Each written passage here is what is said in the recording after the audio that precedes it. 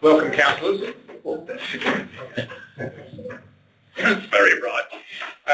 And welcome, councillors, to the first meeting of this council and the council ordinary meeting of council for Tuesday, the 25th of November. And I acknowledge the land we meet on today is the traditional land of the Kaurna people, and that we respect their spiritual relationship with their country. We also acknowledge that the Kaurna people are the custodians of the Adelaide region and that their cultural and heritage beliefs are still important to the living Kaurna people today. I read you the council prayer.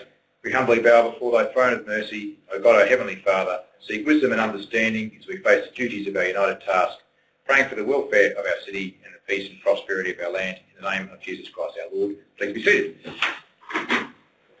On leave we have nil, apologies nil, confirmation of minutes of the ordinary meeting of council held on Tuesday the 28th of October. Can someone confirm those? Councillor Groot, Councillor Harris. Any discussion? All those in favour? Hang on. I have to see those hands. All those in favour? Again. Cool. Excellent. That was the first vote. And I need a pen. There's a whole bucket with Jackson undertaking with it. Okay. The Mayor's report's on page 17, 92 and 93. Given I to talk with these. Now, move, Councillor Harris, you get a question. Both, if you wish. Yeah. While moving it, my question goes, I had 3 questions, but lucky enough when you took me for a ride in the bus, 2 were answered. But the first one, my question's about the first one about going to Darwin for the National Economic Development Australia thing. Yeah. You did that on behalf of the council or the LGA? Is that for the council? Yeah. So CEO went for the whole thing. Director Matt went for most of it, first half. I went for the first half. So did you use my money for that? The budget for that. Okay then. Well, I'm willing to move all those things that you did for somebody. Thank you. And just remind me, actually, I did bring it in here because this is the award. My wife had it up on a bookshelf, and because it's glass, it just makes the books look funny. So I thought that there's no better place to put the award than in our trophy cabinet, given that I've only won it through my role here at Council, and thank you for those who've supported the economic development agenda here over time. This is a national award for leadership in economic development from the EDA, so it's pretty cool, and it was really humbling to be able to get it. So I think I know who put the nomination in, but it's judged by their mob, and that's where it'll go. So I'll take it off the bookshelf. So, sorry, love. It's going down to the council trophy cabinet and stuff. For those who don't know, just right at the front doors in the reception area. Do we have a seconder? Councillor Lee, would you speak to it? Any further discussion? All those in favour? Against? It's carried. Thank you. Verbal reports from council reps on local government or community organisations. Do we have any verbal reports?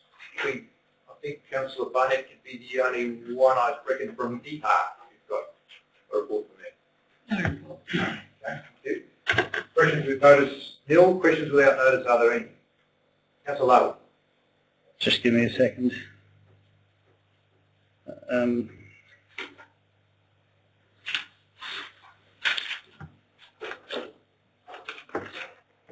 One more second, sorry.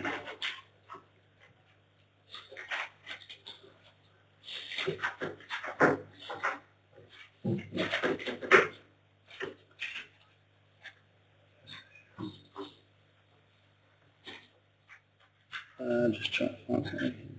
I remember the question. Not off the top of my head, but it's here somewhere. Just while we're waiting, anyone else got a question without notice? There being none, everyone will be looking your way, I think. So. Okay, here we go. Do I need to stand up? Yes, yeah. Chair and staff, please clarify the reasoning behind requesting a financial contribution from the community of Clifton Street who are looking to close the road for their annual street Christmas party. Yep, so a reason for the contribution. CEO? Is that Director? Through the Mayor, the costs, I can itemise the costs if that will help the councillor. Through the Mayor, is that? So you're recovering costs? Recovering what are the costs? The costs public notice advertising costs, staff wages associated with the installation and removal of the road closure, administrative costs, and that's about it. Thank you. And what's the largest of those? The largest of those is the public notice advertising costs, which is in the order of about $270. Okay, thank you. Councillor Lowe, follow-up question? No, thank you. Okay. Any further questions about those? There being none, we'll move on to petitions. We have a petition 9.1, petition to upkeep roads, footpaths and power lines in the north of Prospect, page 1794. Somewhat unusually, we have a councillor moving it, but he wasn't a councillor when he started it. This is from Councillor Evans, and recommendation is on 1794 that we note and receive the letter and petition. And the petitioner is normally allowed to address the council for up to 5 minutes. Usually they're sitting in a different seat than the councillor, but if you wish to address the petition, you have 5 minutes starting from now, and you start by stating the name and address for the minutes, curiously. All right, thank you, Mayor. Tallis Evans, 1C Guildford Avenue, Prospect. If I may, I'll move to Jasmine's spot just so I can control a quick presentation. And to put this in context, I did start the petition in June when I wasn't a councillor, when I first moved to the area. I want to start by saying that there's an enormous amount of goodwill, there's an enormous amount of hope and optimism that goes with this. So it's not a petition that seeks to, in any way, I guess, highlight issues. It's a petition that seeks to look to further the good work Council's doing and to bring and to incorporate the North into that. I want to start by saying that this was an electronic petition as well. I'd looked at the Local Government Association's website and was reviewing some advice that was published there that said that there could be a petition tabled by way of electronic means, and it was done through Google Documents. The petition, in summary, is what you see here. So we had recently a photo shoot where we were looking into Prospect from North Adelaide. We were looking down Prospect Road at that fantastic Prospect sign that we had. This is the alternative. So if we were to look at Prospect's northernmost point down into the city, the left is what we see. If we're at Village Heart, that's what we see to the right. So look left, look right. In summary, that's what I'm looking to address with this petition, and when I was circulating it through the 111 petitioners, that's what they're looking to address as well.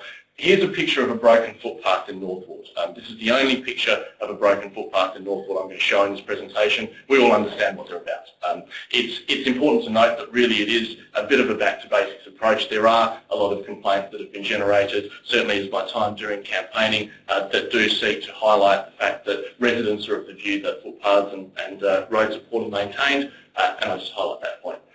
Where I'm coming from is from an outsider looking in. So in June, I wasn't in Prospect. I'm a complete freshman, not only to council but also to the area. And that's a real point that I make, is that I'm moving new into the area. I don't have any views about Prospect other than those that I form now as an outsider looking in, which gives enormous perspective to the case. So here's, for instance, a lovely picture of Matthews Reserve. Now, in 1998, we began putting the 8 in front of telephone numbers. We don't have one in front of here.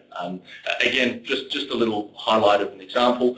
When I was doing some door knocking around Enscott's Rotary Park, there was a resident that brought to my attention that a young child had found a syringe in the park. It's a beautiful nature park, but I went to do some investigation, and there's bottles and a flask and all sorts of other debris around. I'm also advised that there's a person without a regular place of abode that often camps in that location. Looking on at Stan Watson Reserve, this is a rocking ride. The slab is coming out of the ground. So a mother was going to put a kid on this ride, but because it was wobbling so much, they chose not to, and that was in the course of while I was there. This is another example of an issue that is happening around town, and that is the Sikh Temple. A fantastic opportunity for a community to celebrate in Prospect, and not taking away from the good work the Sikh Temple's doing. As you can see, if that was down your street 2 or 3 nights a week, you'd have a problem as well. You can see these guys are up on the footpath, they're up on the curb. It's not really a sustainable practice, and at times I'm advised that 1,500 residents often frequent that place in the evening. So it is a quiet suburban street, 1,500 residents there, clearly something that isn't really sustainable. So we are for the whole of Prospect, and I do recognise that fact, and I come to this with an enormous amount of goodwill, as it is, in my view, a strategic issue for the whole of Prospect as well. And if we look at some of the good things that are happening in our city across the board, we see Village Heart, a fantastic example of rural vibrancy. We see, that's cut off unfortunately, you see the Prospect Gallery, is what that says. We see the Farmers Market. We see a new cinema proposal that's come up. We see Prospect Oval. We see the Digital Hub. We see Memorial Gardens. We hear Honeysuckle Lane, and we went and saw that on the weekend as well. And the Community Garden, RL Parish Pash Reserve, and the gym equipment that's there. A great example of what can be achieved. Club 5082, terrific prospect, potentially stage 2 of the Memorial Gardens, and maybe a town hall upgrade. So we look at all of these wonderful things that are happening in Prospect, and none of them are really happening around that Regency Road area. So when people, and I thought of them recently in the campaign, tell me that they feel disconnected, they feel that the issue is the footpaths and the power lines, and Prospect's doing a great job again over 3 years to underground those power lines. That's something that needs to occur over the 3-year stage. But again, I just highlight the fact that these wonderful things that make up our city and define our culture aren't really that prevalent in the northern part. So the petition, signed by 111 signatures, seeks to upkeep roads, footpaths and power lines of Prospect and to get the basics right. So that's the first part. Getting the basics right is important. And again, I started circulating this petition before that move was ahead to underground power lines on Prospect Road. And Council's recommendation to provide us with the report in January, I think, is fantastic as well. I hope to contribute, and I'm sure if any other councillors want to be involved in that process, it is an opportunity, I think, to recognise and to celebrate what we can do in that area. And streetscape is another term I heard constantly during the campaign and while I was circulating this petition. People care about streetscape. Thank you, Mayor. That's all. Excellent. Thank you. Any questions of the petitioner? Councillor Lowe. Need to stand. How many people live in the North Ward?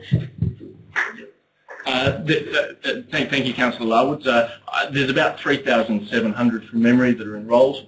That's just from the information that was available during the election. Thanks. Further questions, Councillor Lowe? No, thank you. Another question here. Councillor Bowman. Councillor Evans, I was just inquiring whether you approached the council prior to the petition to find out if the roads you're talking about were on rotation to get fixed in the course of council business? Thank you, Bowman. Councillor Bowman, sorry, and Councillor Bowman. I did look at Council's forward maintenance program, and I decided that something needed to be done, particularly in that area. That was before I made the decision to run for council. So I didn't directly approach council before raising the petition. I looked at the forward works program, and I decided on that basis that I would look to see what the rest of the community felt being that outside looking in.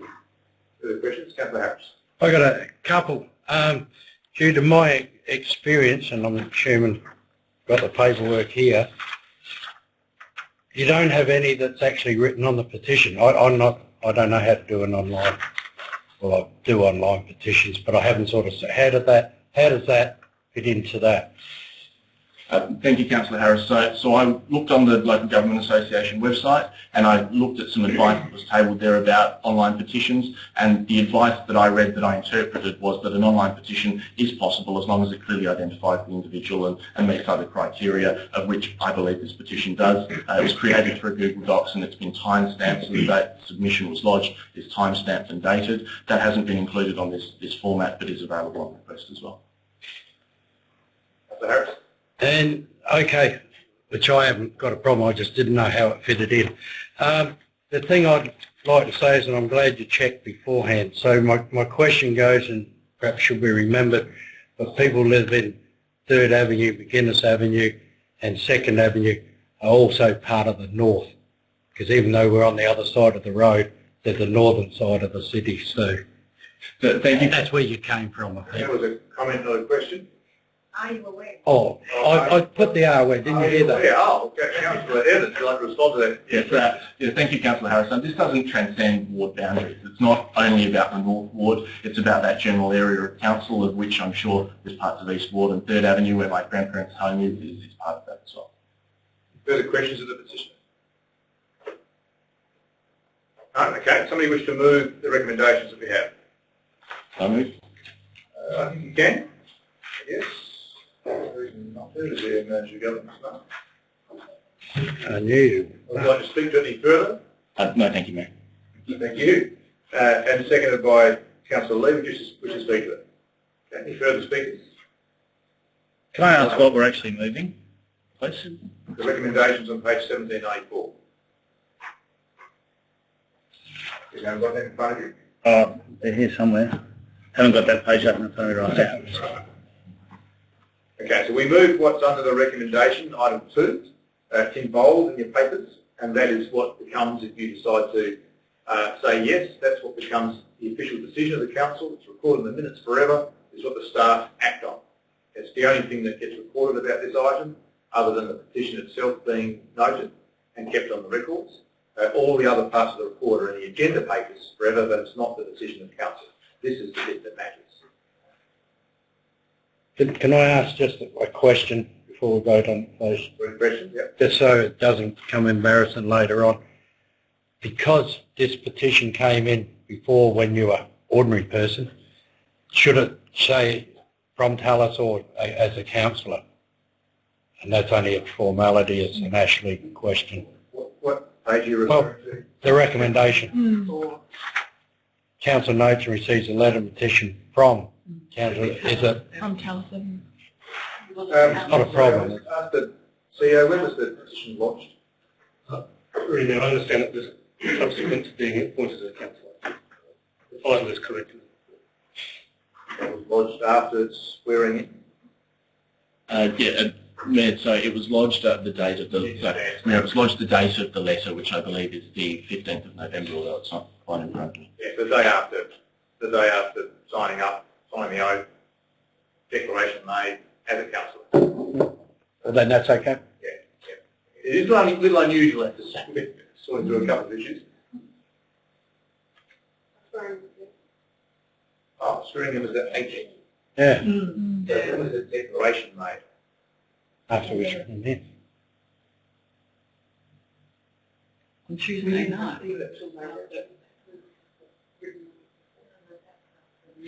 That's why I asked that question, simply because Yeah, but swear in, Stevie. Sorry, look at them to sort this out. Also, the oath is not the point at which it's done, the declaration by the... Yeah. Yeah, I think that's right. So there is a... I have had a look at this a few times. As I understand it, we're all elected on the Saturday, but we're only provisionally elected and provisionally declared. There has to be a time for people to do recounts, changes, whatever. So you're not anything until you are. The only exception is sitting councillors who've been re-elected are deemed to be still in their positions until they're unelected on the declaration date, which as I understand is the 14th. Even though we haven't attended here and done the swearing in, the 14th would be the first day, the first night that we could have had the swearing in. Okay, so we could have the 14th, 15th, 16th, 17th, we had it on the 18th. The date we choose to have our swearing in is not the legal date for our council to legally take effect, is my understanding. It is the Electoral Commissioner's 14th. Right, so, but until we take the oath, Yeah. can't make a decision, but you are actually appointed as a councillor. it's terrible. I don't want to knock off his petition. I just wanted it to be right in that context, that's all. Councillors, I'm in your hands if you wish to propose and then No. It's just it is a bit of a curiosity. In effect, I think what is correct. Councillor Evans has put it in to get it onto this meeting agenda. He's done so early enough to do that after the election's been done, and I believe the day after the declaration's been made. So I'm comfortable with it. So that was just a brief question. You weren't speaking to the motion. No, Councillor I'm Barnett. happy Mine with it. was brief question because we've had this issue before on our agenda that at 12, which comes after 9, declaration of members of conflict of interest. So I would query that Councillor as a councillor should have declared a conflict of interest. But we haven't got to that yet. But that's the problem. Yeah. That we've discussed this before on working out, and I thought we were going to put that up closer to the top of it. First thing first, there's no pecuniary interest in this for Councillor Evans at this point in time. He's already been elected. You may then argue that he was seeking re-election before the election and how it was treated at the meeting, but that's not the circumstance. So I don't believe there's a conflict of interest that has an effect. Secondly, he is the head petitioner, so it's hard to understand how you could resolve that. If Councillor Evans decided to leave the room, we've denied him the chance to speak to his petition. We could have still decided on the motion, but his petition doesn't get the right to speak. However, thirdly, the agenda itself comes up later at this meeting. If you wish to consider a change, then that's the time. Or you may be foreshadowing the opportunity to do that in more detail by setting up a little bit of a task group around the agenda. So I think a couple of things we want to change. So long as it answers your very brief question. Okay. Any further debate? Councillor Drew. Thank you, Mr. Mayor. First of all, thank you, Councillor Evans, for bringing this to us. Just a question through the Mayor to the Director of Infrastructure, Assets and Environment, if I can. In terms of recommendation to the report, would you foresee that being, that containing information about how roads, power lines, footpaths are reconstructed across the city in terms of the principles in behind it? I just think that the issue is a very important one. North is a bit ambiguous, north from where, because it doesn't specify north forward. And I just think it would be a good opportunity for everyone to see how the plans around path road replacements are worked out across the city, not just north of north. So the question was, would that be incorporated in the report? Yeah. It's just through the chair, the number 2 is very specific, Councillor. It says just the north. No matter what the Director says, we can't hold him to provide any further detail because we would be instructing him under these words just to the north. I agree with you, it's getting ambiguous about where the north is. But just if you want to change it, I suggest you could do so. Well, Director? Through the Mayor, I believe that the methodology or the approach of how we reconstruct roads or maintain roads or the way we underground power lines will apply across the city, regardless of whether it's or not. But the report will be specifically around the north. But the content could be applied anywhere across the city. Okay, so thank you. Director's confirming. Okay, I'm happy. Yeah, thank you. It will follow the letter of what's in here unless you change it. So just before I was just scratching my head. Just before I write it down, so just to be very clear, the methodology will be incorporated in the report as respects to north, however the north might be defined, but that methodology could be applied across the rest of the city. Thank you. Thank you. Any further debate? Just from the chair, I have expressed to the CEO and the manager of governance that I'm quite uncomfortable with this form of petition and the way it's come to us. I agree with Councillor Harris. I can't see the evidence that we normally see with a petition. People's handwriting and their signature, and it looks like it's done on a shaky board of someone's front porch. And that's not the case with an electronic format. I'd be grateful if someone under general business asked the council to sort out how we should receive petitions electronically and what we require.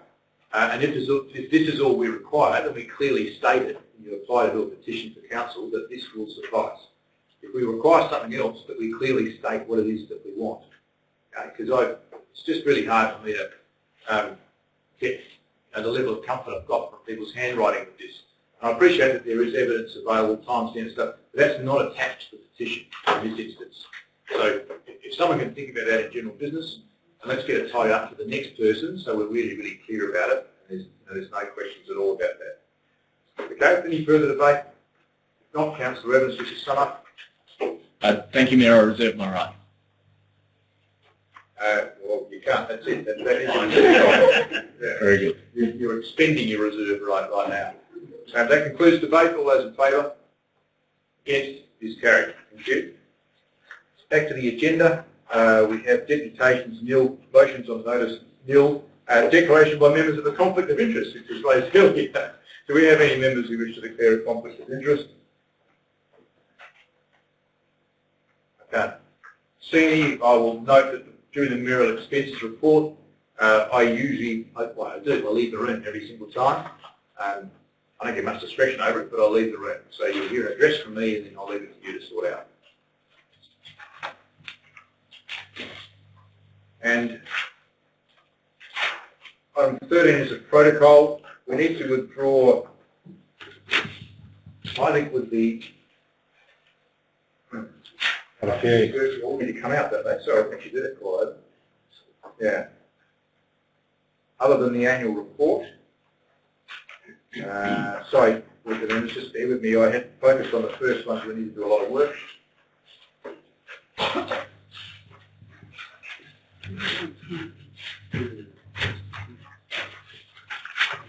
Yeah, no, they all need to come out, sorry, so it's going to be a busy night. Item, therefore, 20.1, appointment of Deputy Mayor on page 1802. So you pull that page up. 1800 and what, sorry? 1802, it was a good year. Yeah. This council has a deputy mayor because we choose to, and the recommendation is that we appoint somebody for that position of deputy mayor. Do I have any nominations? Councillor Harris. With my 42%, I would like to nominate Councillor Groot for at least this first year. I would be very happy to do that. Thank you. Councillor Groot, you accept the nomination? Bring further nominations. No, that being the case, could somebody move that Councillor Groot be appointed to the position of Deputy Mayor for a period of 12 months? Was that Councillor Harris? So yeah, move Councillor Barnett.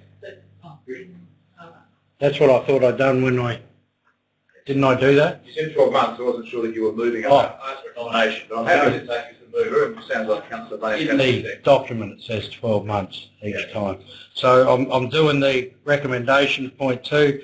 Councillor Mark Groot be appointed to the position of Deputy Mayor, and it says for a period of 12 months. Try and make a fool of me. No, mine it says ... Well, I said 12 months. We're there. Thank you for helping me understand that. Councillor Barnett wishes to speak to you as seconder. Okay. Any further debate? All those in favour? Against? Carried. Congratulations.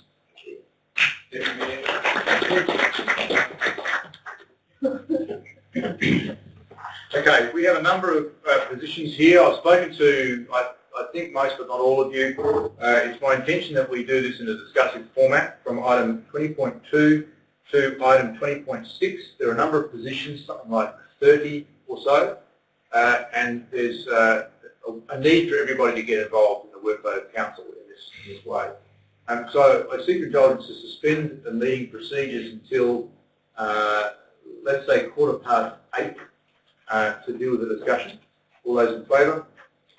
Against? They are suspended. Okay, what we've done is got a bit of a whiteboard moment up here. And just by way of introduction, hopefully you all had a good read through these. Some of you are new and you won't necessarily understand what these positions entail. So I'm happy to take some questions about those.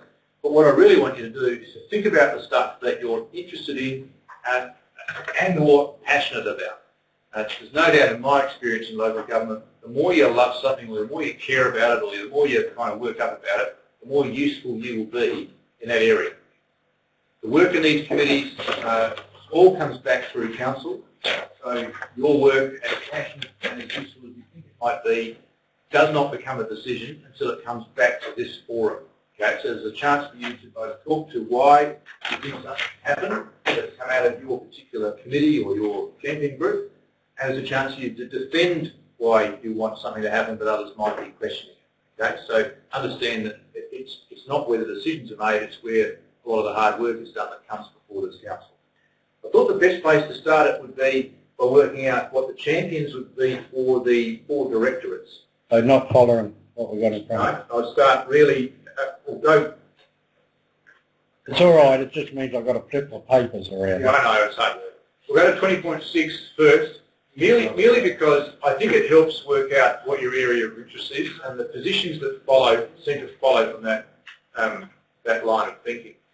There are 4 directorates. The other reason for this is you've all had a briefing in the last few days, or on Sunday, about what those directorates do. So it's fresh in your minds. And no doubt some of you have thought, that really interests me, or I want to be involved in that. And I'm not fussed which way we take it, but if people have got a particular preference, then let's get it out there, let's put some names up. It's on a whiteboard, they can be changed. What we'll do is we'll start the process, and then we can modify it as we go through to make sure everyone gets a gig. I think people are going to end up with at least 2 things, probably 3. So think about that. Anybody want to go first? It doesn't matter in what particular order. Alan? Only because I'm A for Alan. Yeah, well, I don't have to stand up, do I? so I can say, hey, you. I'd respond. I'd like to put myself forward for the first one, business economic development, I hope, and community planning and communications areas. The second one's an area I'm very concerned in, and the first one is one I'd like to learn about, and I really like all the others, but I don't want to come every day. So I'd like to put just my name to those 2 at this stage. Cool.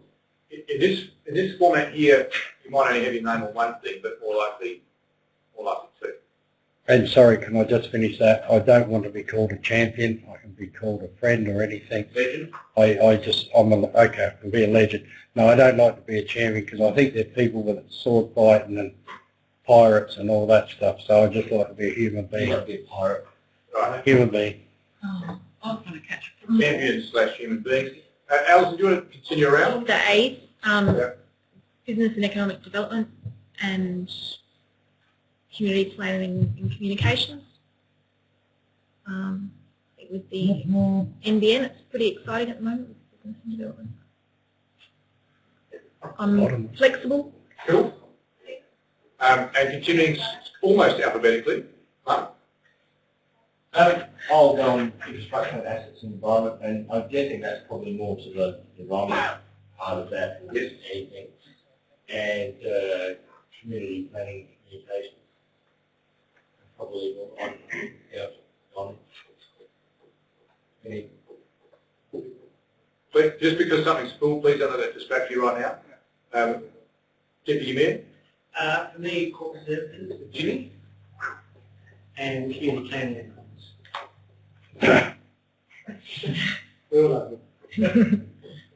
Sorry, if we're going alphabetically. No, I wasn't. I was just going around. It kind of...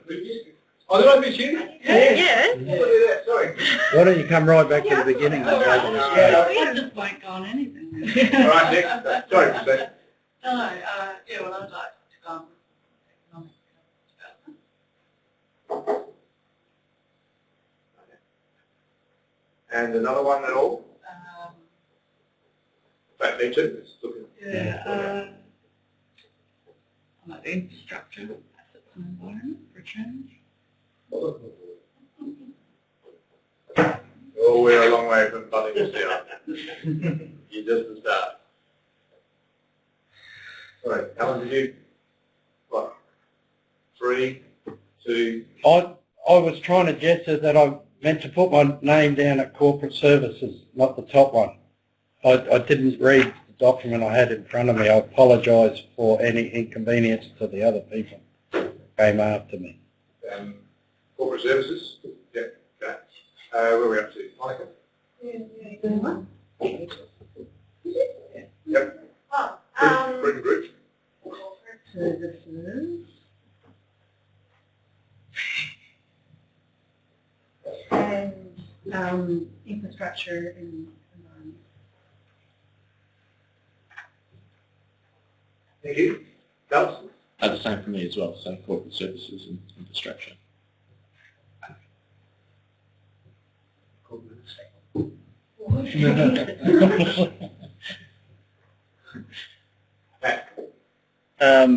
The second one and the third one for me.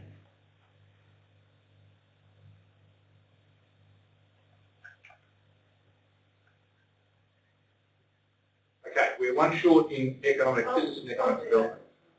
So do you want to pull out another one? One's got a bit of an overload. Around a corporate? No. Yep. Sorry, Jimmy, you're overloaded. Actually, could you rub her out? I'm the gangster style. Yeah. Could I change mine Yes. as well? So I would like to change from C to A, or the top one. So go into the top one and off the third one.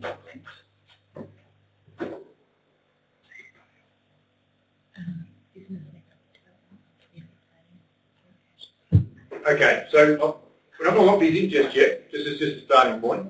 People comfortable? Anyone want to shift something around that's feeling good? Now, if we have an interest in something that's been discussed in one of the other committees, we can pop in. Yes, these are not exclusive. These are informal, but we just want to make sure that the director, when they meet, has some councillors who are there to bounce their ideas off. Okay? It's not a decision-making forum. They don't come with reports. They come to talk about what's happening, what sort of things you think they should be doing, more of, less of. Let's talk about a concept. They're quite interesting committees for those who've been on them. Well, they're not informal committees. So we have an oversupply in community planning and communications. Does anybody feel that they don't need to be there at this point? Okay, five can work. Right, let's go to the other board, and I want you to remember where you're at there. So I hope you've got that written down in terms of what you've chosen. Just Larry, just let you know that the Mayor can attend any of those meetings and probably does consultations. Yeah, from time to time. Yep. Okay, so these are, some of these are more formal, some of them are very, very formal, right? So in terms of the areas that you chose to be participating in, it would be good if there's some relationship with these roles as well. Okay, so I might start going back the other way now. Is there anything, Matt, that you're interested in out of this list here? There are a number of roles. Hopefully you've read your report and these all make sense to you in that short form on the board. Has anybody got any questions? So I should ask that first. Does that all make sense? For those with poor eyesight, could we just read them? Yes. Clarifying which ones relate to which departments. Yeah, is that the number 1, 2, 3, 4? No, that's the number of positions. Oh, okay. So audit committee, corporate services, and any different backgrounds. Background for corporate, Corporate services aligns with audit committee, strategic planning, development policy committee aligns with community planning and communications. Perhaps just write up the initials or something up there, or CS, corporate service. Yep. CPC, corporate community planning and communications. CEO performance review, that's all but driven by corporate services. Close to that. Yeah. DAP is a CPC role. EHAR, again, there's some alignment with the Structure. Oh, no, so that's the yeah. Waste, infrastructure, assets and environment, so that's for those two. And citywide public art is a CPC. Okay. And what we should do, and I'm relying on you to have read your reports, I'm sure it's the first meeting, so you have. The frequency of these meetings and the workload is something you might want to think about. They do have differing workloads. Audit committee is 4 times a year now, at least 4 times a year. The meetings are an hour and a half, 2 hours. 2.5, 3 hours. 2.5, 3 hours. Sounding better all the time. The papers are generally fairly meaty in that committee, but some really good independents who are all audit specialists. Okay, so you're certainly not on your own.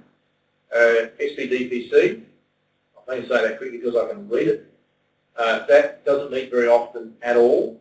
That's to consider our strategic planning load going forward. We have our heritage stuff underway, but it's already underway, and we have a notional review of our residential zone coming up. So it's probably going to focus more on that.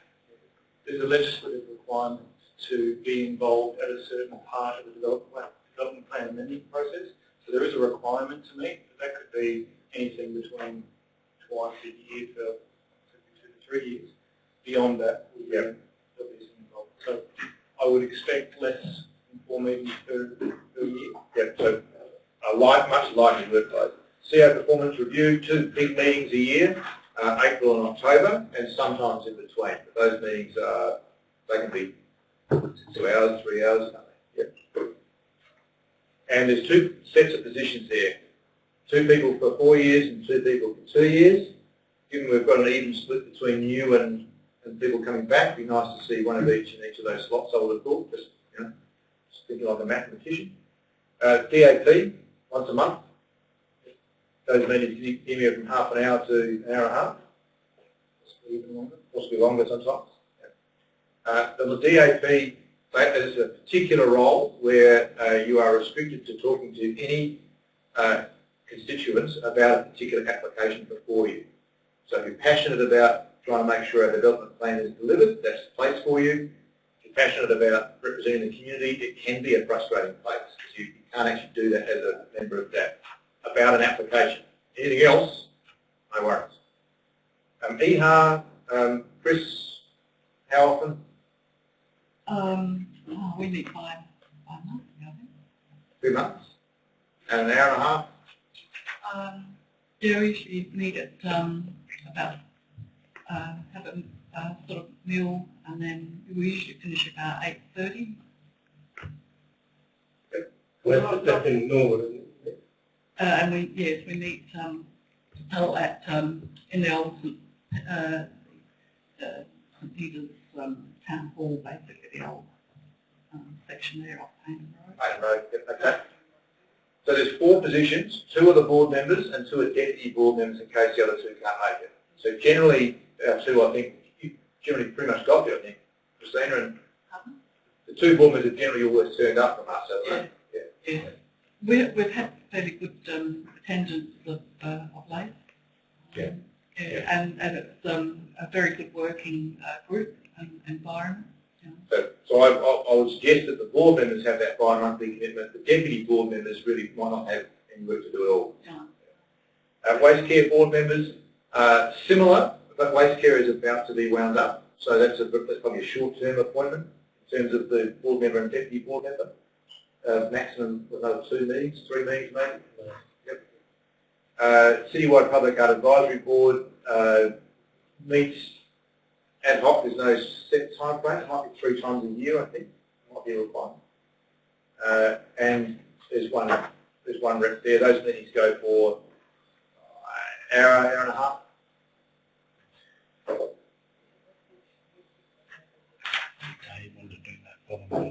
Yeah, sure, and as any newbies, you're a bit worried about what your role might be. You'll be very well supported by reports that go with you in those committee meetings. You'll be very well supported in a lot of them by other members who have some experience, who are independents, who are specialists. And you can always put your hand up and ask for some training. So just ring the CEO or ring Kerry and say, I need to know a bit more about this. So please don't think because you're new that you can't serve or be useful on any of those. Actually, I think you'd be very useful simply because you're a fresh set of eyes coming in. And also, for example, on the Eastern Health Authority board, so that has its own CEO, Michael. Yeah. And staff. Yeah, and staff. Yep. And Waste Care has a CEO as well, but a much smaller secretariat. I think even the CEO is part-time. Yeah. Yep. Okay. So, quite where to start it. When's the gender thing coming up? The Gender. We have a policy that is embedded in our terms of reference in, I think, most of our committees, that we want at least one of each gender. And unless we change our terms of reference, which I think we can do tonight, that's up for, yeah, we can do that. We should point out that, well, for instance, the SPDPC, there's 4 positions there, and we have no existing members under the what's before you tonight, is to get rid of the independents. We just don't think very often. Audit committee, we have 3 independents who are all male, and I'm mayor ex officio, my bloke, as you have noticed. So that, under our current terms of reference, has to be a female nominee for audit, unless we change our terms of reference to add a position, in which case we can have 2 women, or one of each. Any other restrictions in there? DAF has already got a woman on the independents. Citywide Public Art Advisory's got other women on the board. And we can't control necessarily EHA and waste care. So the only real restriction is on audit at the moment. Mayor, I noticed that the audit committee, the independent members were up for review. Yes. Could it be that is open to females applying? Yes, it was. Certainly was. Yeah. But there was 3 recommendations. They're all men. The current recommendations are that we roll them all over. Some of them, one of them's fairly new, isn't he? The other one's not that long. 2 of them have been on a 2-year term. The other, the new one. The other, and both of them, both David and Barry. Yeah, they had served on a 2-year audit committee. So they are the newer ones, where Laurie had more than 2 years. I think comfortable that we change the audit committee so that there are 2 elected members plus a mayor, because then that hopefully might get us overcome any barrier where a woman elected member feels compelled to go up because of, at the moment it says it must be, it's not may be. Yeah. And for example, I know Talent is interested and he's certainly got the qualifications for it. Yep. Yep. At this stage, that would be the way to do it, is change the term of reference to create 2 positions, provided we still have at least one woman nominate. Sorry, Jerry? All the options there should be, if the independents were to outnumber the council reps, that's the way it was set up originally, which it can be changed, as you know. But the terms of reference to say, where possible, one member to be a woman and one member to be a man. Or it's desirable. Yeah. Is it desirable that?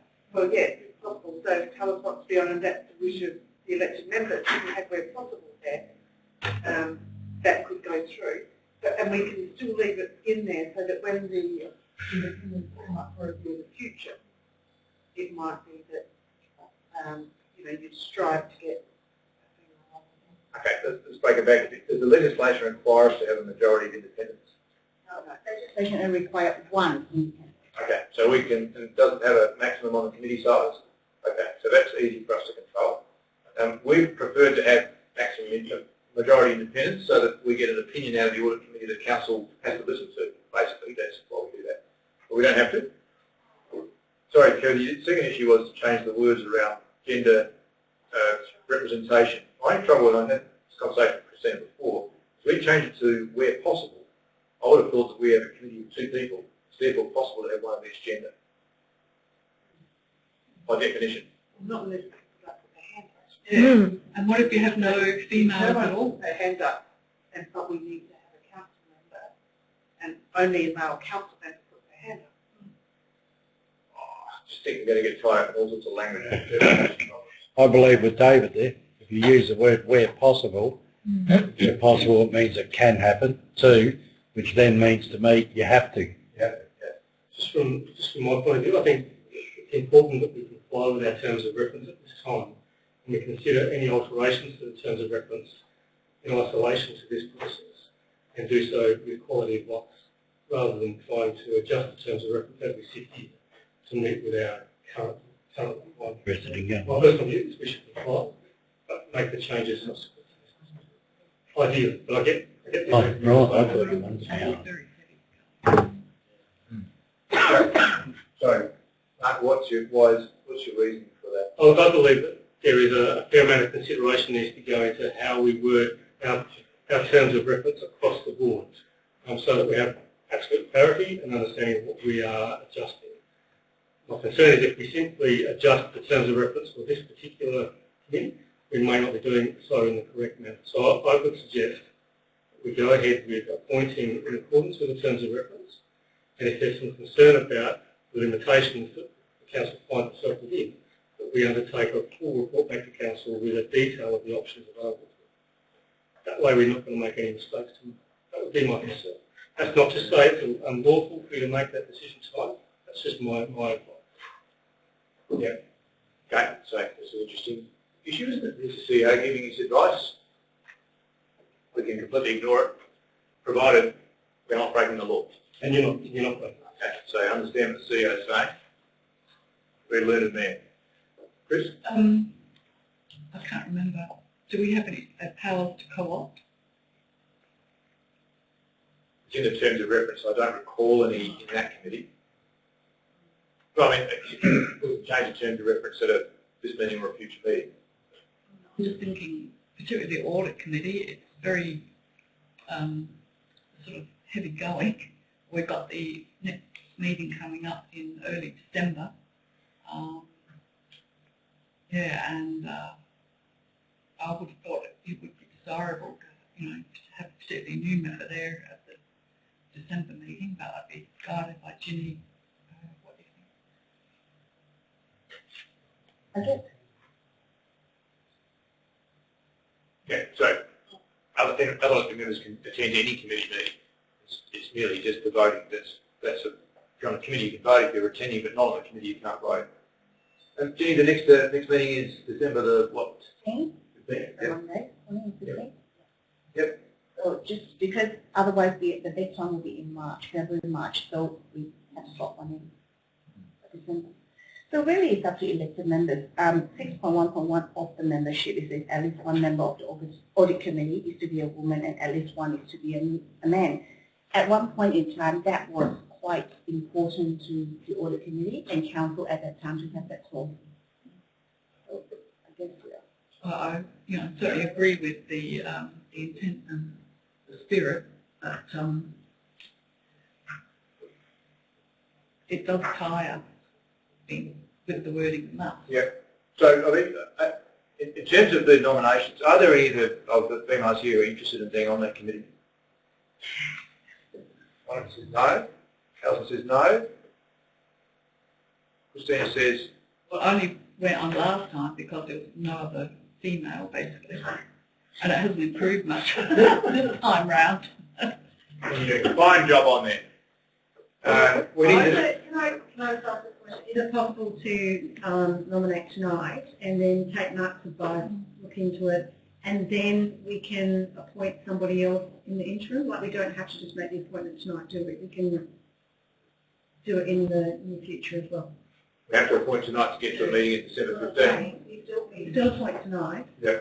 but look at it again after the report comes to council, look at it again and then reappoint or add an appointment if necessary, depending on what comes out. For the sake of it, I'll nominate for it just to get it through and get us passed, and then hopefully a report will come up and solve our problems. Brilliant, fantastic. Our second question is, who is interested tonight in changing terms of reference to add an elected member position? Not tonight. Oh, sorry. We've got two hands went up. Who's not interested in changing it tonight?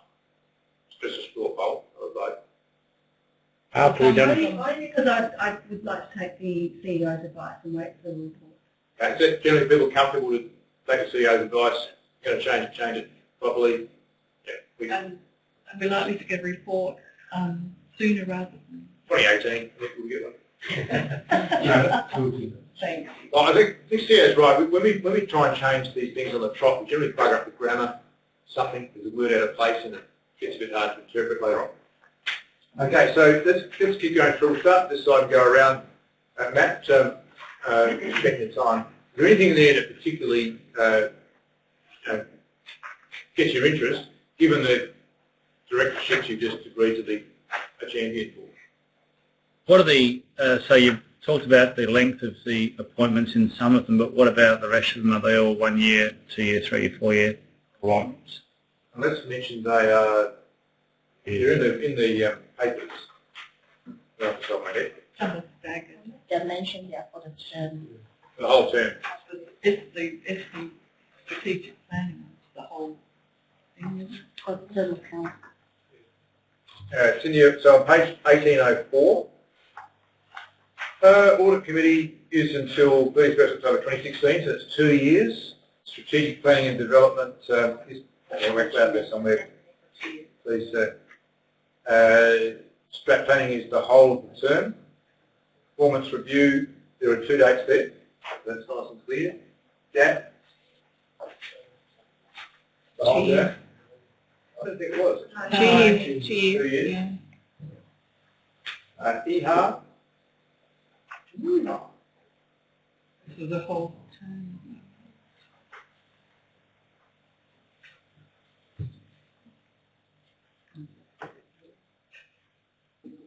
Term, yes, is the term for both that and waste care is the term. And the Public Data Advisory Board, which is that term as well, is it?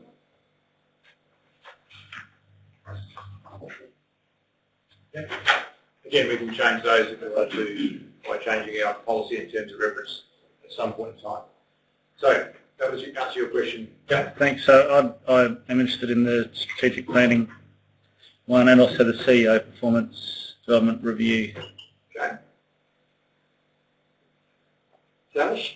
Well, I guess a lot depends So, on second. what advice we hear back. Audit Committee is a natural fit, subject to whatever procedure needs to be followed with that report. Yep, brackets up there.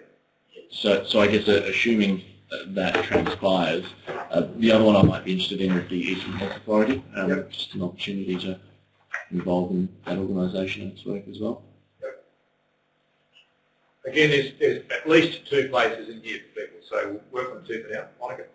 I'm just going to go to 3 for the minute and then I'll look to see what else people are doing. That's the SPDPC, the CEO performance review, and DAP.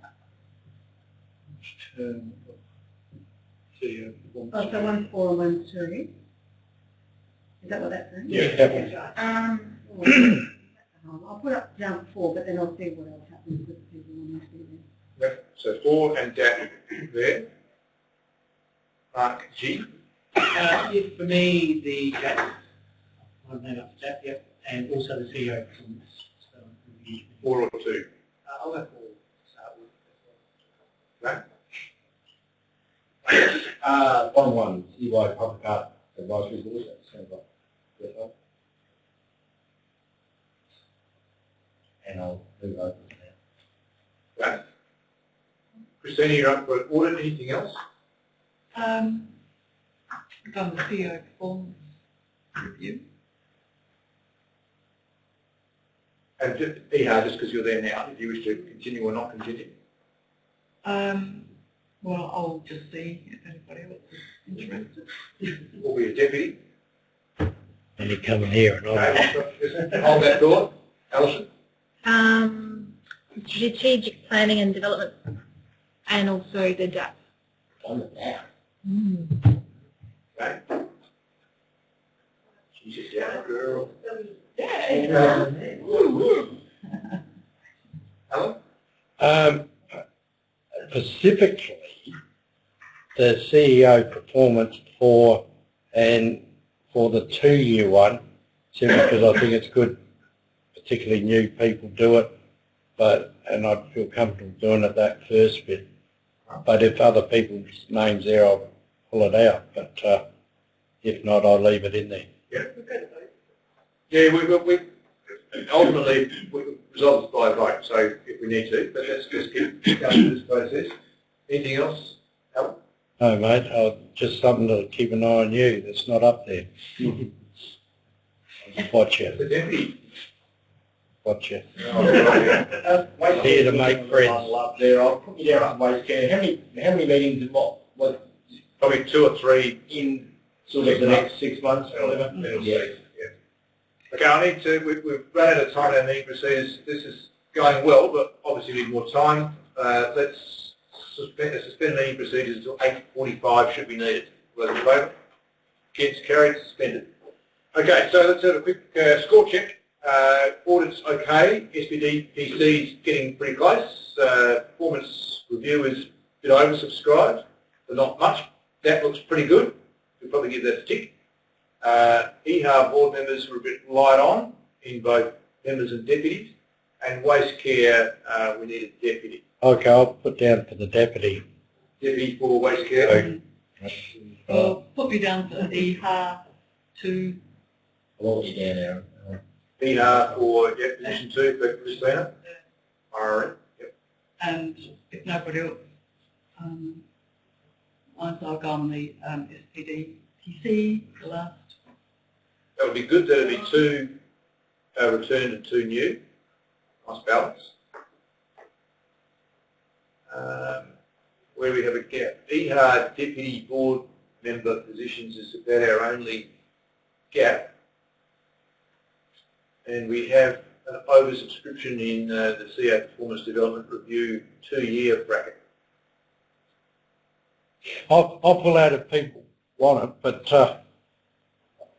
just up front, you know, I think it's good because I just learned how to pick on him. Well, you know, pick what he's doing. But I'm sorry, I'll pull out of it if the other people don't want it. Okay, so you're a bit flexible, and just been informed, Christina, you've volunteered 4 positions so far. Well, I'm hoping to offload all the committee later. But still want to stay involved in CA Performance Review. Okay. Yep. So Alan would come off there. He's volunteered to pull off. And can we put you as a deputy board member at EHA, Alan? So what do we do? Have a vote? We go outside and discuss it, or? Oh, no. I'm gone. Yeah, take it, no, Can you be at EHA? Sorry, I thought you were saying you... No, I said I was willing to. Didn't mean I wanted to. Ah, okay. Well, we'll put you back up. Fair enough, the vote, right? Then people hate you because you make them vote.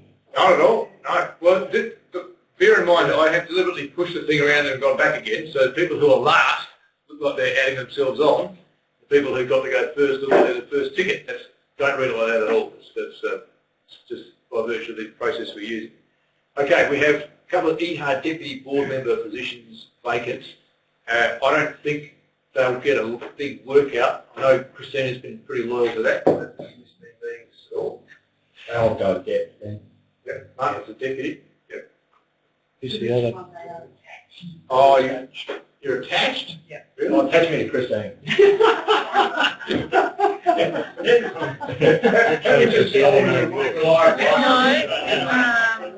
Seven. I'll be deputy. Because he'll go. Dallas? Okay. Good. You'll go, won't you, Cal? I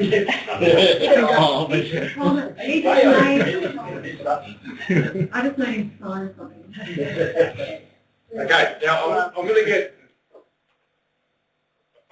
get the screen scrolled to the next one so you can remind yourselves of getting your balance. Okay? And I just want you to cross-check and make sure that you're getting some alignment here that makes sense.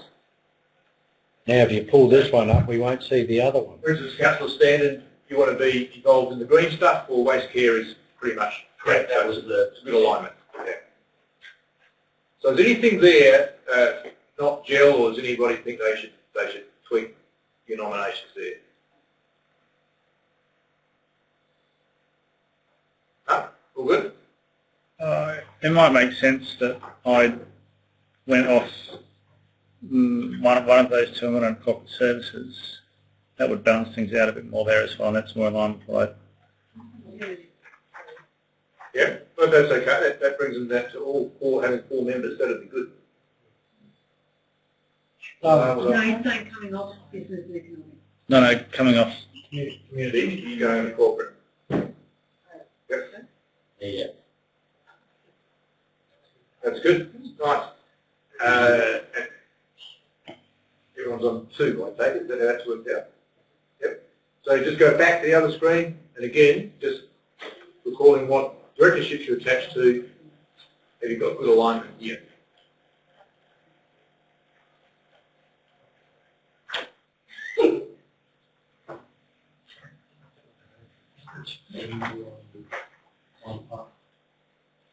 Councillor Harris is not anything you've got, so we say. No. Then you're going to rub me off the CEO one. Yeah. So, the only one that's going to be something out of me, I think. Well, they'll come up again in 2 years' time. I'm saving myself for the next round. Okay, so everyone's okay, comfortable there? Feeling good? All right. That's sorted out pretty much everything. We need one vote on the CF Performance Review Committee for the 2-year position. That's right, 2016, isn't it? Everything else we can roll through like that. When I go back into session, which I'll do in a couple of minutes, not yet. Hang on, nothing. Hang on. I'm not sure it's valid if we go out of session. Supervisor, Government Manager. I'll go with you with the top. No, she doesn't. When I ask for nominations under the formal process, of course, anybody can nominate for anything. Completely override and ignore all this stuff. But council works so much better if you don't. Let's see how we go. And when we get to the CF Performance Development Review nominations, we'll record that there's 3, unless someone wishes to change that, and then we'll have a quick vote and get that one sorted. That looks like how many votes we're going to have. Any other questions about that? No? Okay. Well, just a quick explanation of the voting process. You get a ballot paper with everybody's names on it. You need to mark 3 names on the ballot paper. For that, where there's 3, for 2. We'll do a first past the post process. So if you can't know how many votes there are, there's 24. So if someone gets 12, they're going to be pretty much straight in. Someone gets 7, and the other one gets 5, the 7 will be in. Okay? If it's 12, 6 and 6, there's a draw for the second position. First person's in. The draw means we pull a name out of a hat. The name we pull out is eliminated. Okay? So it's not like a raffle. The opposite. Okay? So don't get excited if your name gets pulled out.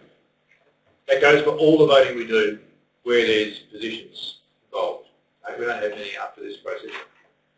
All right. So I'm going to any questions about the voting?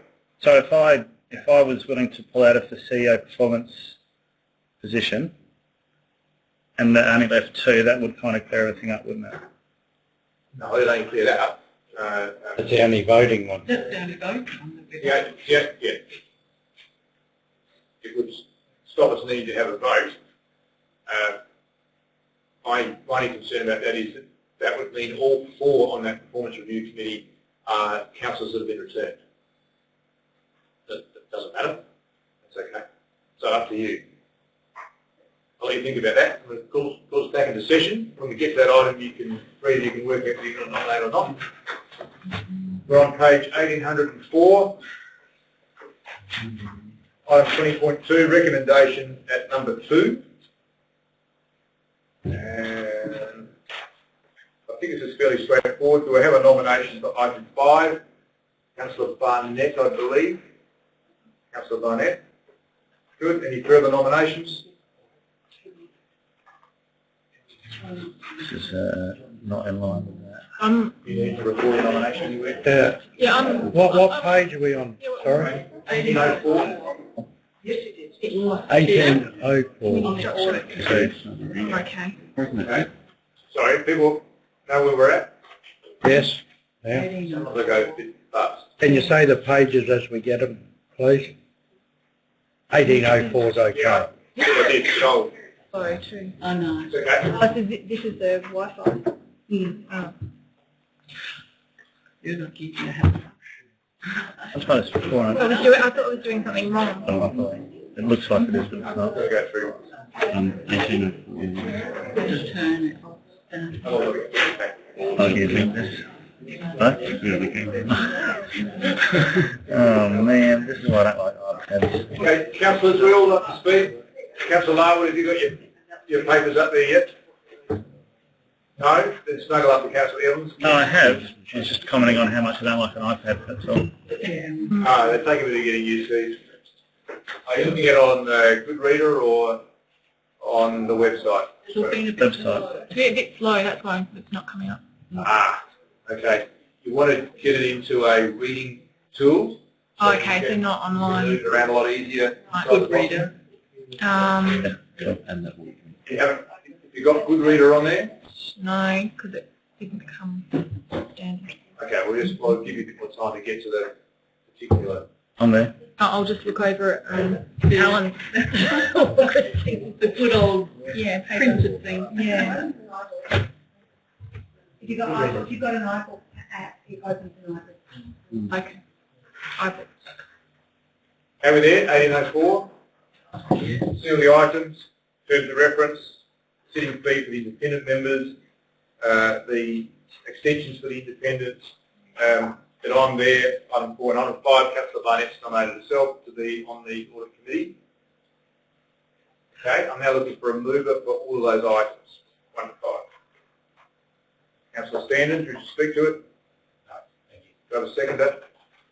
Councillor Crood, do you wish to speak to it? No. Any further debate? So the audit committee, they were talking about raising the fees for the members, is that correct? Or was I mistaken? Yes. The 5.9 sitting fees? Yes. Or is that on the next? You have to stand up, sorry, Councillor. You have a question? In regards to the audit committee, Yes.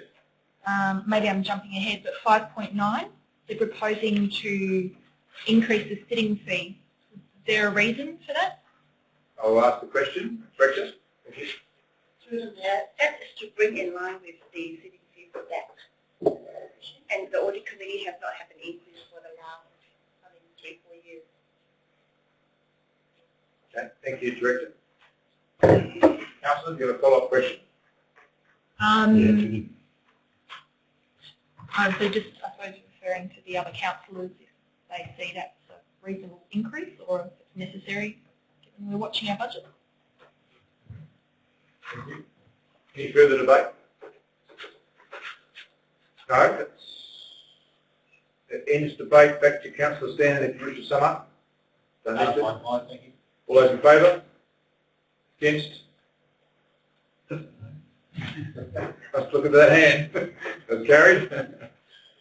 Strategic Planning and Development Policies Committee, it's on the next page, so just scroll down, 1805. It's actually items 6 and 7.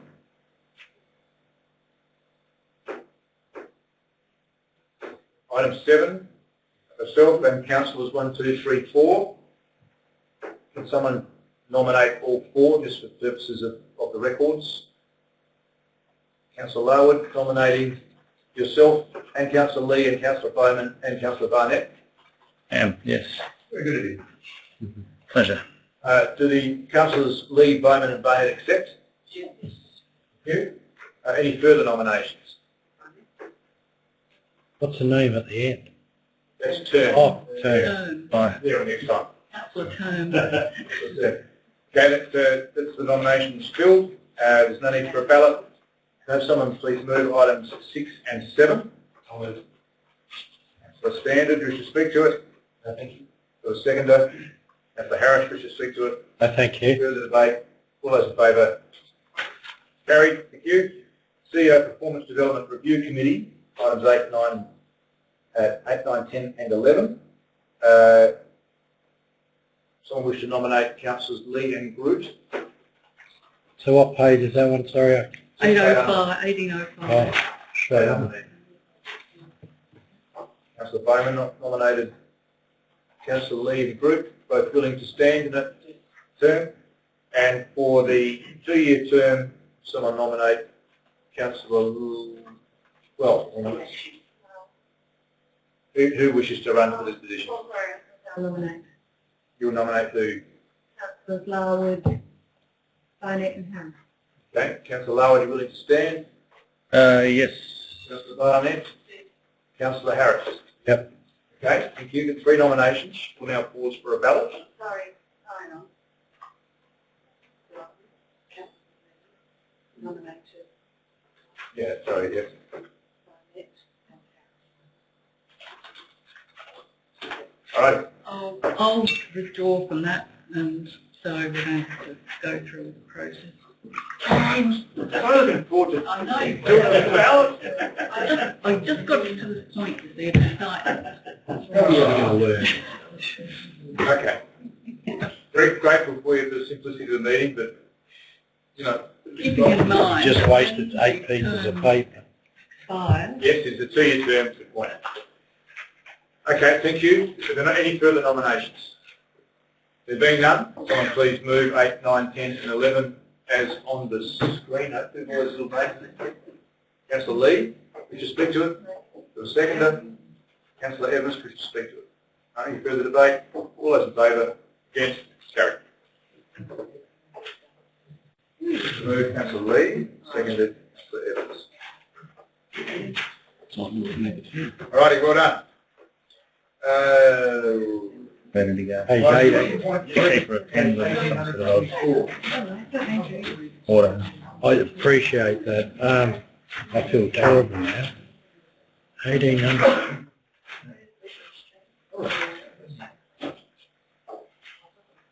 $1,824. People stick their hands up and I've got it. 1824, yep. I haven't even got it. Right. If you haven't got it, you're in the majority. Go back. So which one is it? It's the Development Assessment Panel. I don't know why I haven't got it. 1824. We've got a whole lot of them. Can you move all three, But or that's do you all have to do each one separately? Or That. I'm just looking at the recommendations before you. I don't believe we need item 1. We don't need to move something we've just done. So we could just simply move item 2, and I hereby call for nominations for the positions on the Development Assessment Panel. That's what I'm saying. Can I nominate all those three, Councillor Lee, I'm Bruce? delighted that you have, Councillor.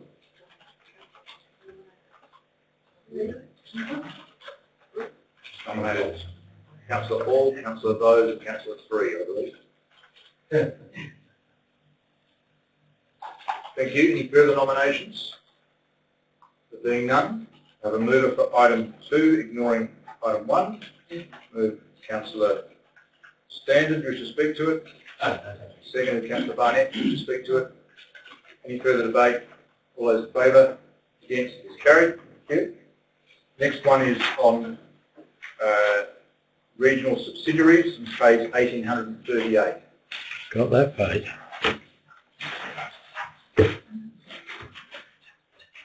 Two years after South Australia was proclaimed. Yes.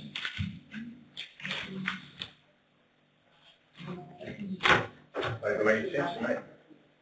1838. Okay. All right, so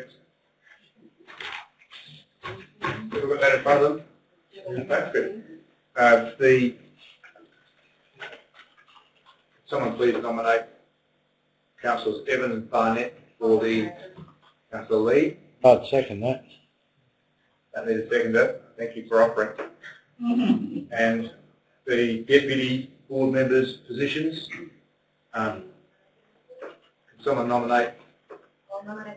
Councillor Lee nominating Councillors Bowman and Standen, and you're tying them together in a minute. Kerry, you check that that's all tied properly. Item 2,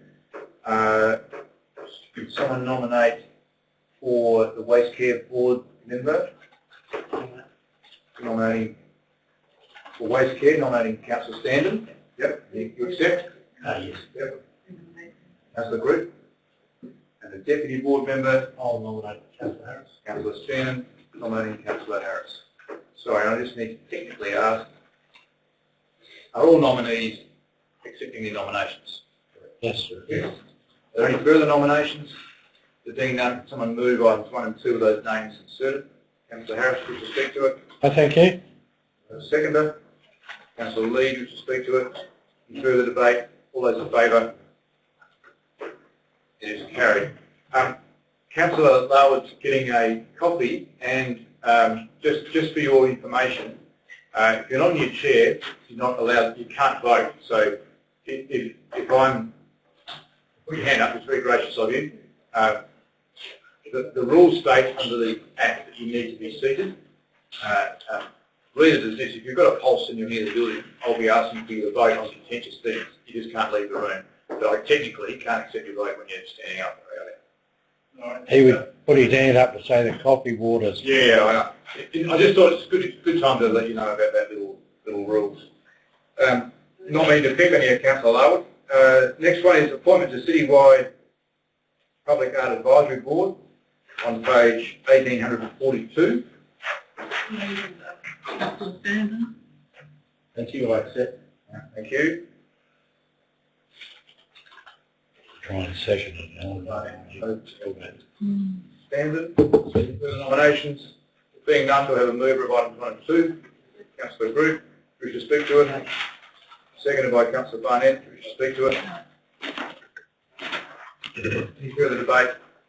There being none, all those in favour? Against? It's carried. Thank you. And item 20.6, appointment of champions / human beings. Okay. Legends. Page 1847.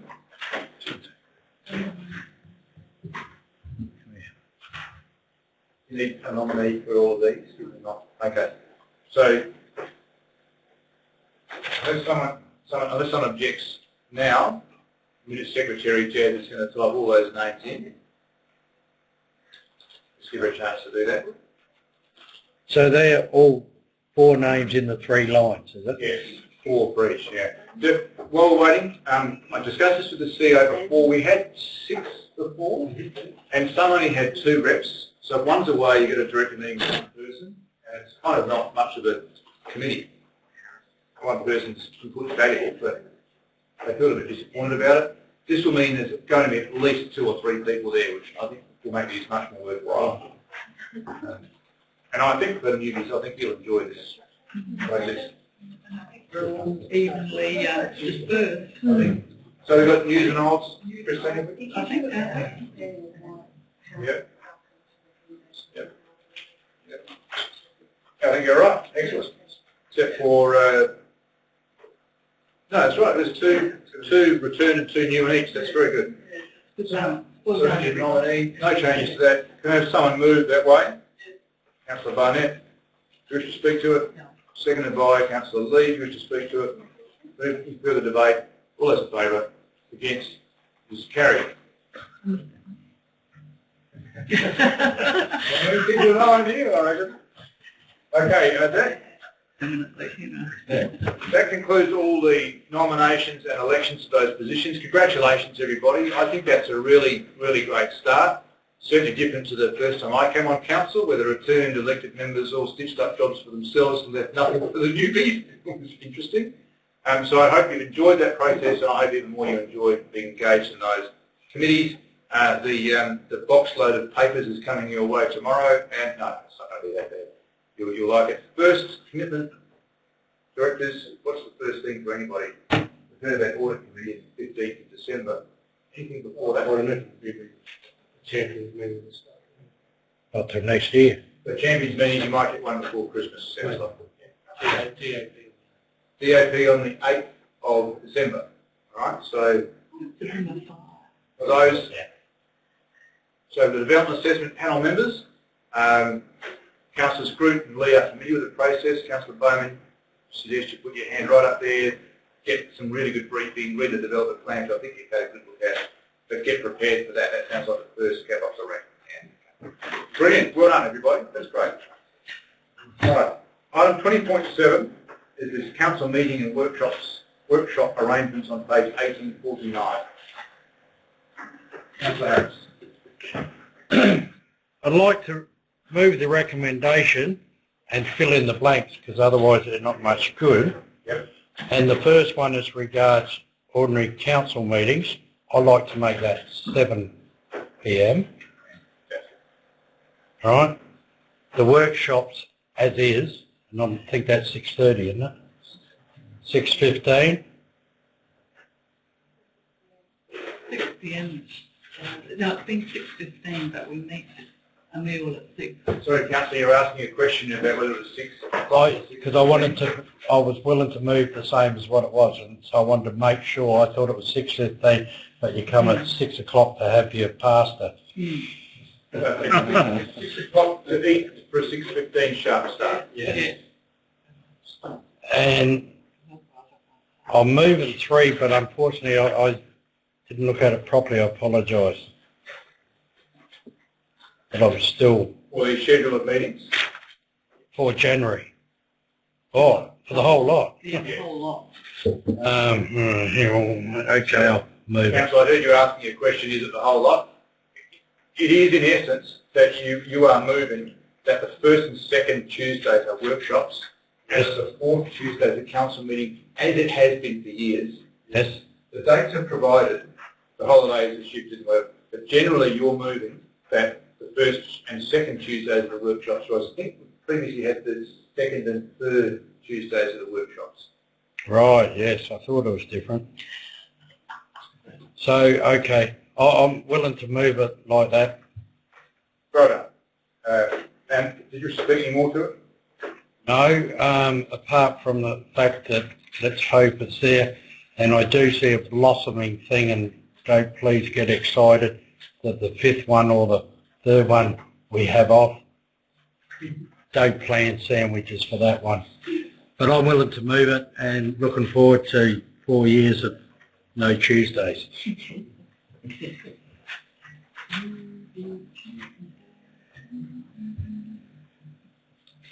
I thought it was just... What are you changing? Well, it's interesting because it's here. Well, Tuesdays. Before you sit down, Councillor. Yeah. No, good, I just looked up. The governance managers just informed me, and I should have read this properly. Item 2, you are moving that at 6:15 for the meetings in December that are specifically dated. And then all the meetings from then on are as per the schedule, which is in item 3, which is what you asked about, and I might have misled you.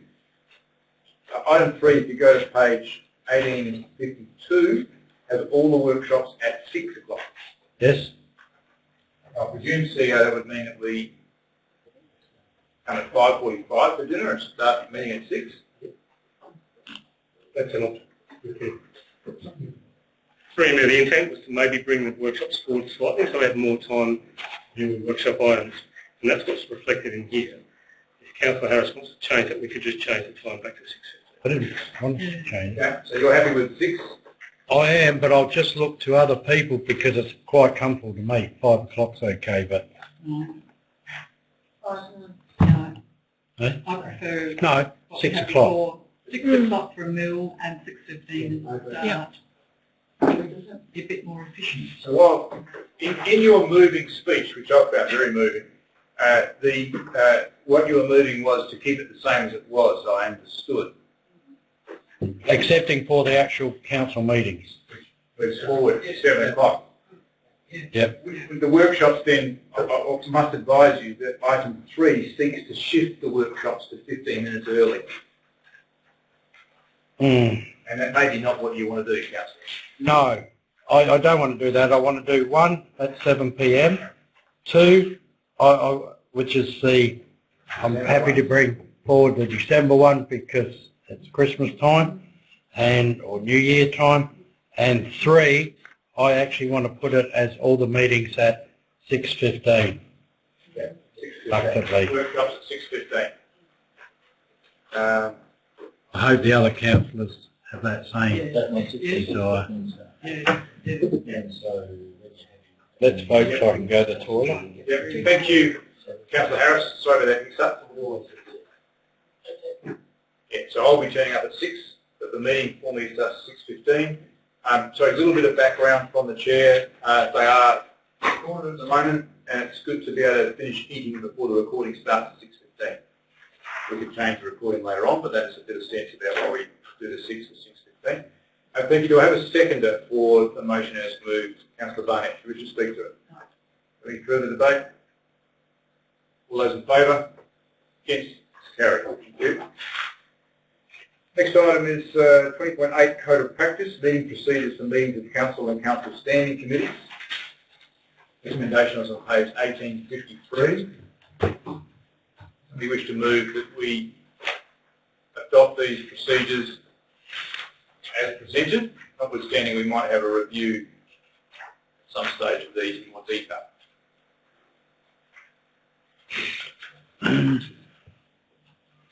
Adding 53.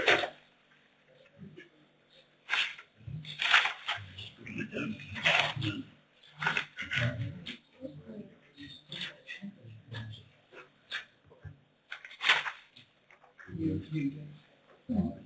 Oh. Yeah. Sorry.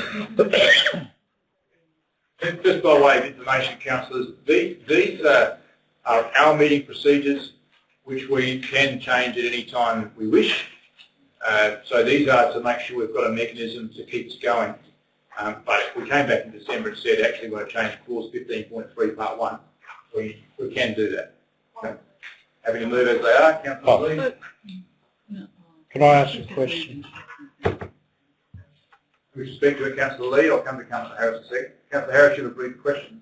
Yes, brief question.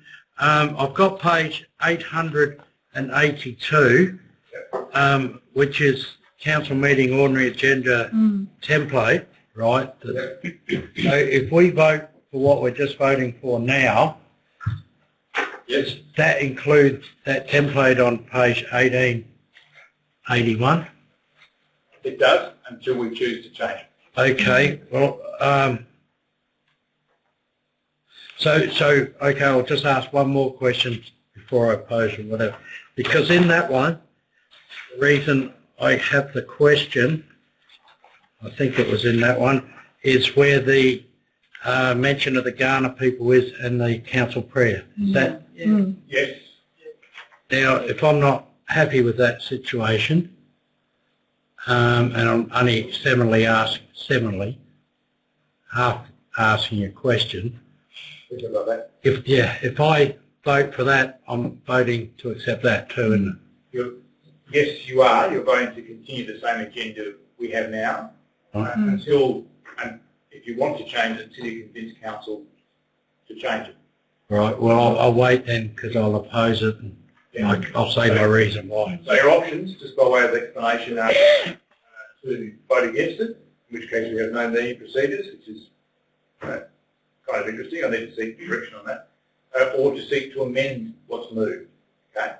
Now I don't have a seconder yet, but it would be good to get on the floor. Councillor Bruce, happy to second it. Would you speak to it at all?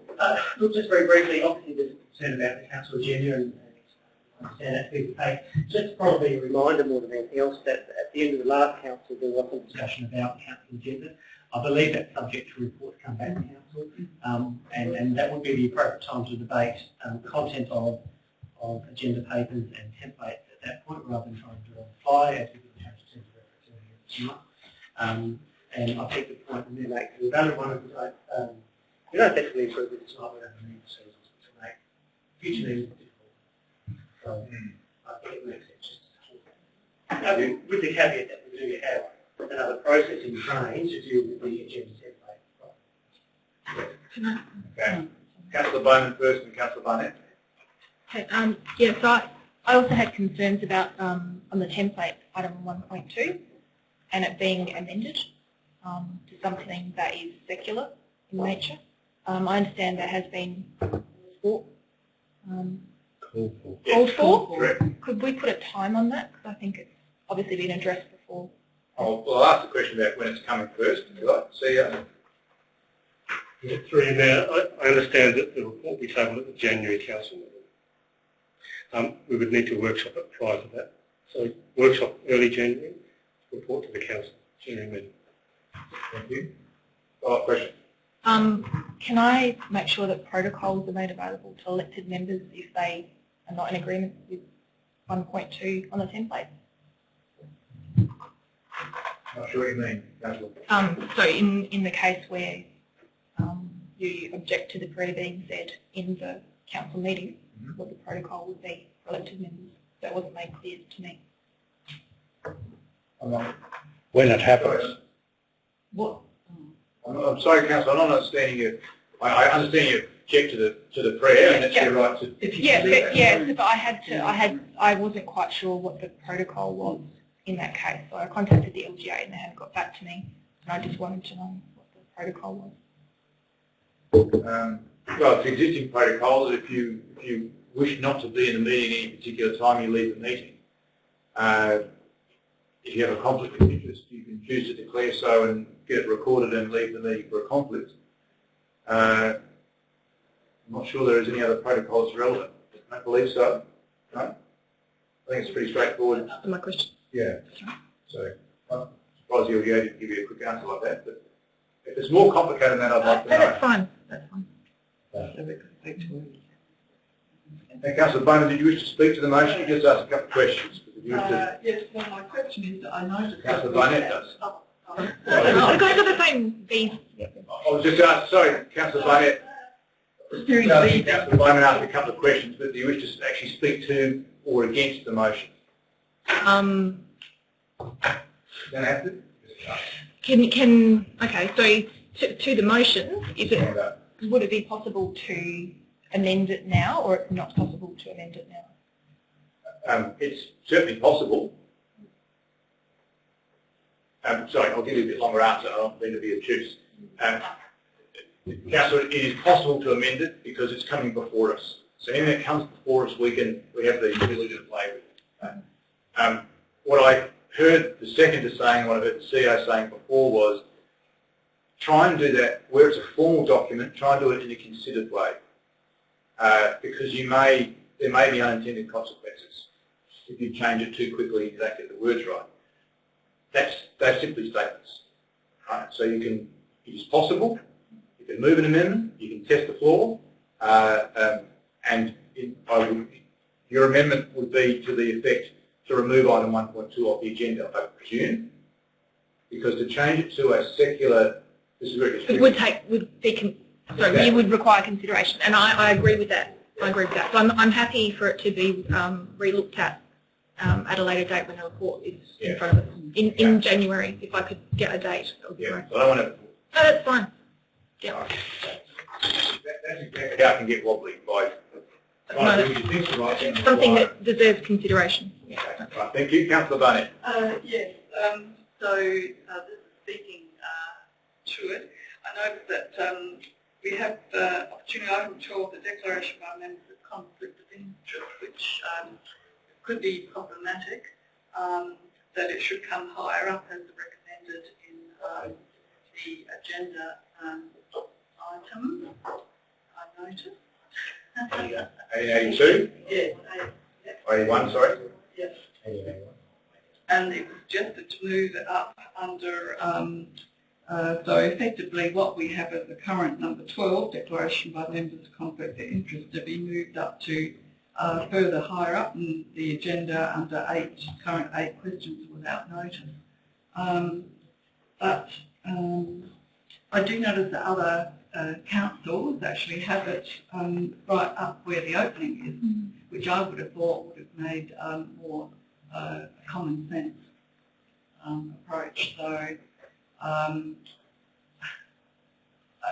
again, I would have thought that would have been rather common sense without any call for a particular report on that. So I guess I'd like to test the waters and call for declaration by members of conflict of interest to be straight 1.3 perhaps,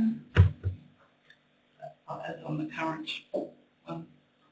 Make it number 4. Sorry, can I take that in the form of a question for starters? Yes, can I so start? that's my question, I believe. Councillor Manager, are there any complications with doing so? Sorry, through the Chair, I don't think there's any complications with that. I think you can have it wherever you like to have it. It's just a question of opportunity. CEO, given your previous advice about extreme caution? No, that's a very simple change. I don't have any problem with that. Oh yeah. So it's possible, Councillor Barnett, you want me to ask the mover and seconder if they're happy to accommodate? Yes, thank you. Okay. So that's to make it number Who's the 4. mover? Councillor Lee is busy engaged in conversation with the seconder. Councillor Lee, would you be happy to incorporate a change to move conflict of interest declaration up? Number 4. No, sorry, to item 1.3. So it would go opening, the garden of welcome, and then the council prayer, and then declaration of conflict of interest. Is that clear to everybody? Councillor Barnett, is your suggestion? Councillor Lee, you happy to incorporate that in the motion? Well, I guess it's not really doing any harm, is it? Is it a yes or a no? Sorry. Contemplating or worship. I'm going to worship you. Yeah. 1.2. Well, there is if you're standing or on your Okay, that is it. That is the yes. Yes. Second, Councillor Group. Look, my preference is not to, just because we seem to be changing things in people's fashion. No, thank you. No, I said no. My preference is for not to be, but... So you don't stand either? But I will agree with the mover and I will accept. Not what I want. Thank you. Perhaps as a cautionary tale, the rules and meeting procedures are written to try and help people have a say that's unfettered and to stop people having too much of a say. So when I ask a simple question, I'm talking to the new people, the reason I've been a bit kind of cranky with these two is that every time you stand and open your mouth, some people are tempted to add to the debate or reinforce their position. I consider that unfair, it's having two bites. So that's why sometimes I'll be a bit short, say it's a yes or it's a no. Otherwise, I'm going to cut you off. Right, so thank you for helping me demonstrate that. I do what I can. They're happy to incorporate. I seek leave of the meeting now to incorporate that change into the motion. All those in favour of that, incorporating that change? All those against? It's thus incorporated, becomes part of the motion. Item, the declaration of conflict of interest goes to item 1.3. Councillor Barnett, anything further? Thank you, Councillor Harris. As I rise in fear, working again on the agenda, first as a question and then I'll support the lot, is on my agenda, sample attachment 7 and 8, which is questions with notice and questions without notice, judging by the light, are actually crossed out. Yep. So we don't have them anymore. Over the page. Look at that light again. 13 and 14.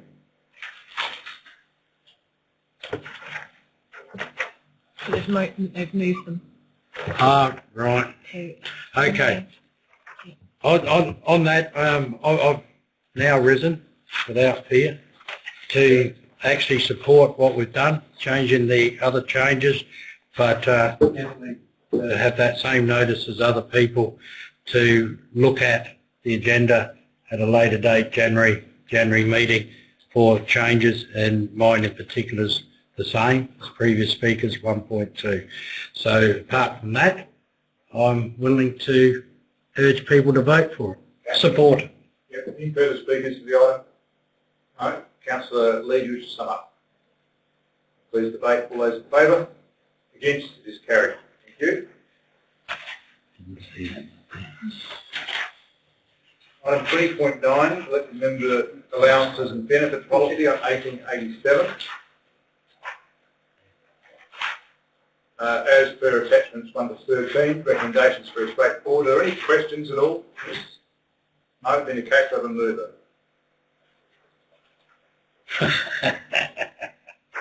Councillor Harris, tell us why you're in today. Page, that's good. Oh, it's always good. Sometimes it'd be good to be in a previous councillor's footsteps to do this.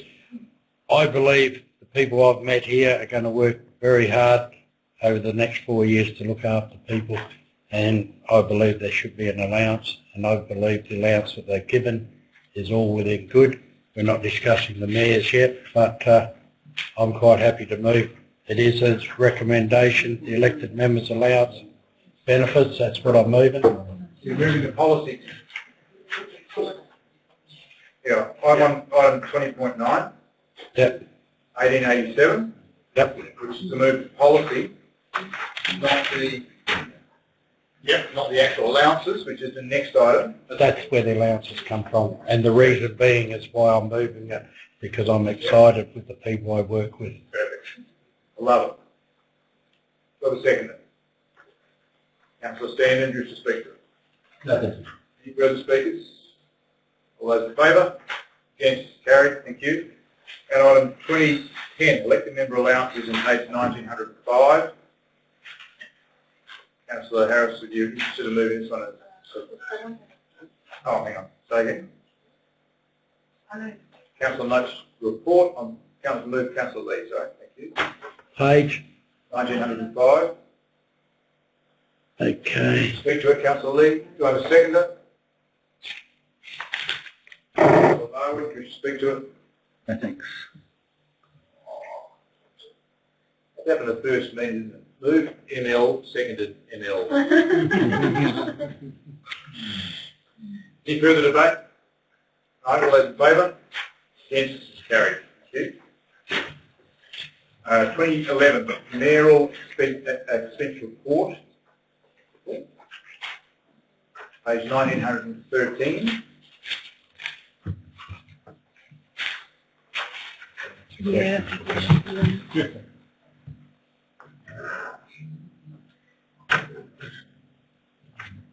Okay. I'll indicate I'll leave the room for this as I do every time it gets discussed. There's not a lot I can do about this expense report in the way it's structured. It doesn't go to me, it doesn't pay for my plants or trips to Victor Harbour or anything. It's spent, I think, entirely in the community unless we've got a caterer who's come from outside the community. And you've got the report in front of you. The largest single line item is the annual Christmas party we put on. This year we had it in August by decision of council to celebrate the end of a term and keep it outside the nominations period, which started on the 6th of September, 2nd of September. So we had it right towards the end of August.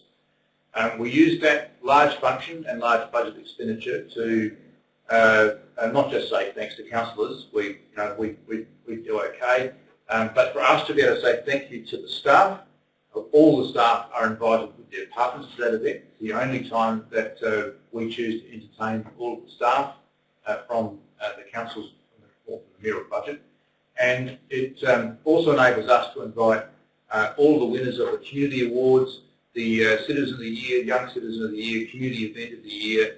Our peak community bodies have always get a couple of invitations. Our peak sporting associations always get a couple of invitations. All of our committee members involved in the work of council throughout the year get an invitation on the Public Art Advisory Board. Those members who get no fee at all, all of them get an invitation, and our major sponsors throughout the year also get an invite. It is not open to the public other than specific invitation, and we do that by way of saying thank you to all those people as well. So I think that's a very good event, and if you're at this year's event, it was one of the best we've had. I think it was a really good mood in the room, and it was a genuine celebration. The rest of the amount is spent in a couple of ways. One of those larger sums is at the football catering. We get 60 tickets a year to the Oval because we own the Oval and it's a sample team. Those 60 tickets go to each of you are entitled to 2 per home game. Councillors over 10 years service get 2, whether they're on council or not. And then I use the rest to invite community groups. So we send tickets out to the entire Lions Club or the entire Rotary Club or wherever it is. I think we send them 10 or something, 10 or 15. So that's a chance for their membership to come along and enjoy the football. And the money is not for tickets, the money is for the catering we have at half-time. The afternoon tea and fun drinks. And I think after that, the next largest item is donations and sponsorships, of which there are a few. Generally, I don't think I've signed off any over $200 over the years, so there might be the major state tournament at the Croquet Club up the road here, we put in a $200 prize, or the Vice President's Trophy or something for the Cricket Club, a couple $100. The rest of the report is there for you, and that is how the money gets expended. I'm grateful for Council for providing this amount over time because it does allow me to not just provide those events, but also respond to the ad hoc requests that come through, and enables me to make a decision without bringing it to Council for you to decide on a $150 donation to someone which we already know is doing good work in the community. And I think we're under budget this year, but you've got that in your report. It doesn't always happen every year. So any questions on that? Councillor Bowman. Yeah, so I had a look at the figures and I wanted a comparison. So in the report there wasn't a comparison with other councils. And when I inquired with council staff, and thank you for your quick response, it looked that it was quite similar to other councils. Walkerville, they only had a $10,000 allowance, but that might have been spread in different parts of council. I guess the only concern was the $17,000 for the Mayor's Ball. I think we were under budget this year. I think it was 24,000. I read in the draft annual report instead of 30,000. So I'm thinking if we could set the budget at 25,000, maybe work to that, and then events like the street parties could be funded. I don't know. That's out of line, to be speaking cost purposes. Well, it's not being debated at this stage. You're asking me a question. Yes. We always try and understand the budget. Mm-hmm. It is good to have some capacity in the budget because sometimes I don't know what people are going to write to us about. There is an element of ad hoc in it. And the second reason is that we don't always have the annual Christmas function, and I don't like it being called the Mayor's whatever it is, but it tends to work better in an invitation sense than the council invites you to something. It sounds more personal, so we've kept that name. The venue changes. Some venues cost more to set up. So this one was pretty good because we were in the town hall. There was a kitchen the caterer could use. It worked pretty well. Sometimes we had it in the tram barn to make it a bit easier for the depot people to feel like they can come to. And there's reasons we would do that. They can be more expensive by another grand or two, not hugely. So some flexibility is good. Having said that, I'll leave it in your hands as to what a reasonable budget is. If it doesn't need to be spent, it doesn't get spent. That's all I can say. Any further questions?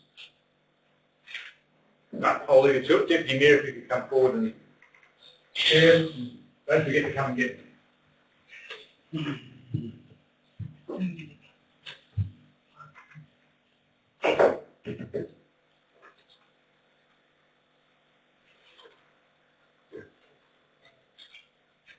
Lock the door in case he tries to get back in.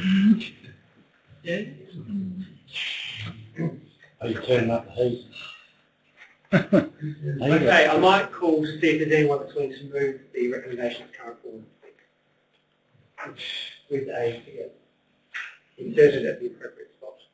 So, Absolutely. the question is it possible to suspend meeting procedures for a little while so we can discuss them? Thank you, Councillor Lee. Yes, it is possible. Yes, it is possible. So I'll still leave the meeting. All those in favour of suspending until 9:20. Those against? So moved. So we're suspended. So we need to have a discussion, obviously, about the amount of for event allowance.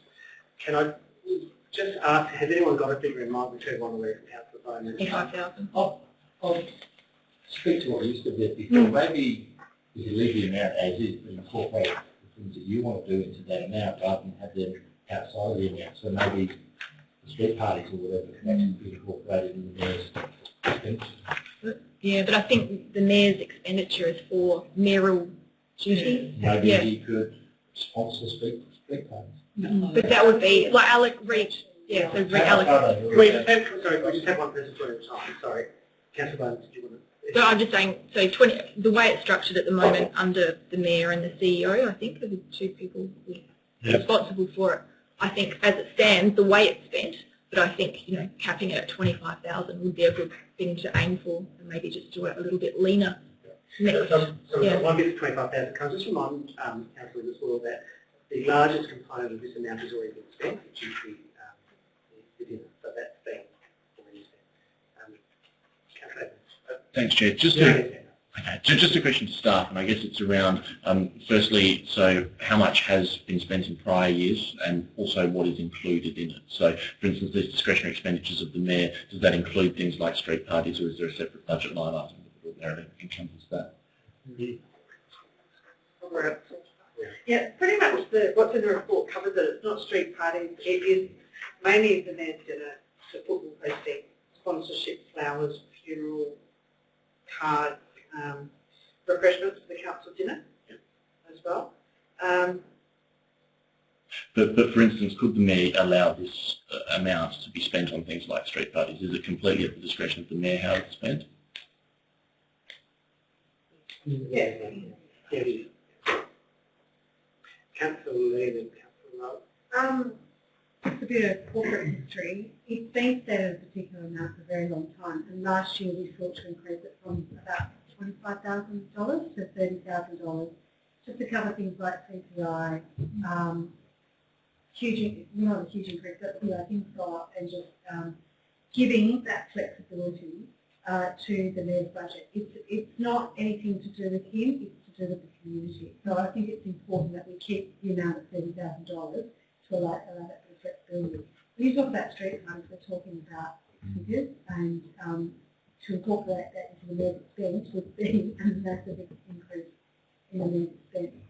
So we did raise it last year because we found that riders and private reasons, we needed that extra flexibility. So I'll be proposing that we keep it as it is.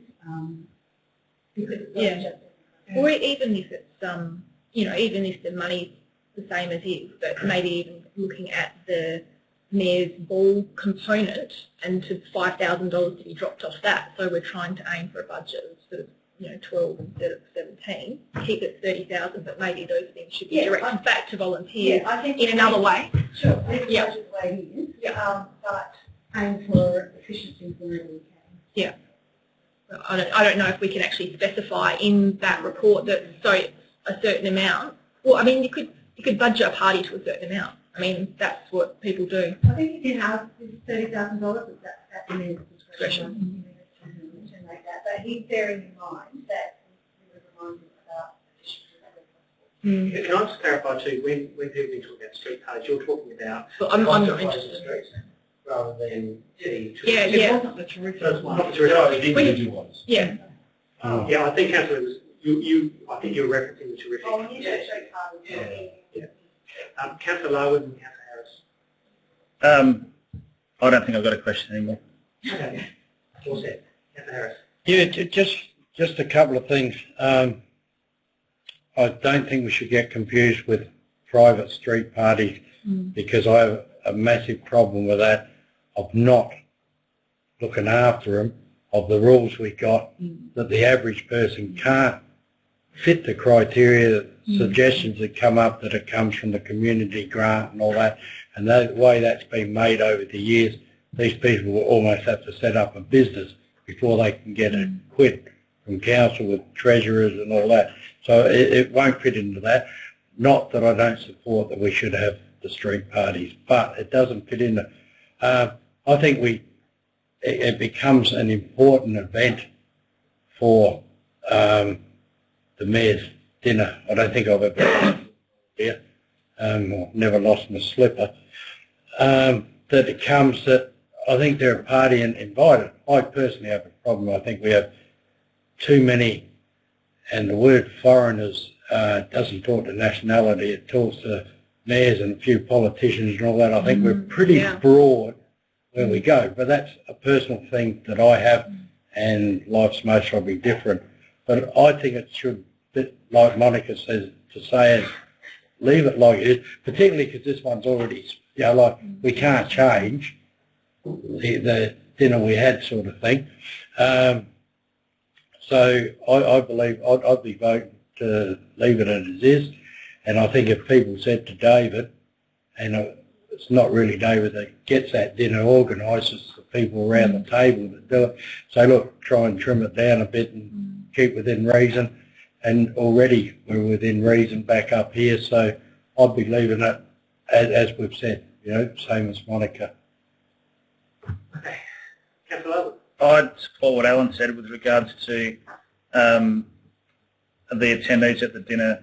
I did notice there was quite a few people who it might have been, our point of view, good to get them along. However, they weren't residents of the City of Prospect, and they didn't substantially contribute to the, what goes on in the City of Prospect. So I think it might be good to review I don't want to take control of the invitation list, but I think there needs to be some rationalisation, not necessarily of numbers either, but who gets invited. Secondly,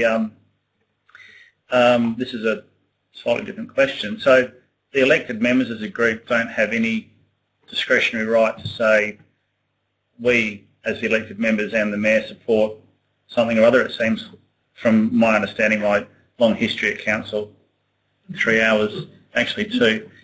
It doesn't seem like, and maybe the elected members don't want anything like that, but it seems as if it's kind of pitched as the ball as the mayor's stuff as opposed to the elected members who, we all represent the people in the city of Prospect. So I don't know exactly what I'm saying there, but it's just an idea to consider.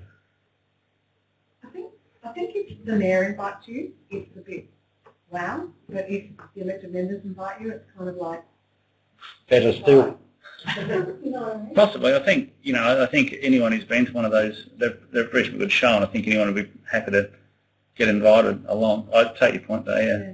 I also think there's the list. I mean, there may be reasons why people outside of Prospect are there that we have no idea about, why they might be there. And I seriously believe we just leave it at the discretion of the mayor and the staff, because you're talking, I don't know, saying about PR stuff or something, or inviting the local member or something. I mean, that stuff's really important because we need that support in other levels of government. I think actually, it's a good important point. that we just trust staff and trust the mayor to know who's being invited, because there are particular reasons why that we might miss, but we can always ask, why those people are there. But I don't think there's ever been anyone who hasn't been invited that isn't there for a particular reason. Yeah, I'd agree with that too. Can I maybe take a bit of a straw poll? We seem to have two figures that have been mentioned, 25 and 30, so this might be a way to resolve it. Those who might be interested in reducing the figure to 25,000. Those that would be looking at figures at 30. I'll say my name to the video listening. Hello, camera. Those who wish to keep it at 30. Okay. Councillor Barnett. Come in between. Those who would like to come in between. 25. So, look, are you happy if we go back to session? Because it seems to be that there is a predominant view, unless anyone has anything else to say before you do that. Before we move back into session, I think that, and being in the same position as the current mayor, as a former mayor, and the same sort of situation, I don't think you have a budget, but I don't think, if there is anywhere that you can save money, you do. You don't just necessarily, 30,000, whoopee, and go out and try and deliberately spend it. There is a budget sort of process, you work with your staff person in charge of that. But on the other hand, I don't think we want to have anything that was so cheap and so nasty that, you'd be ashamed to invite somebody that is usually there, said for a good reason.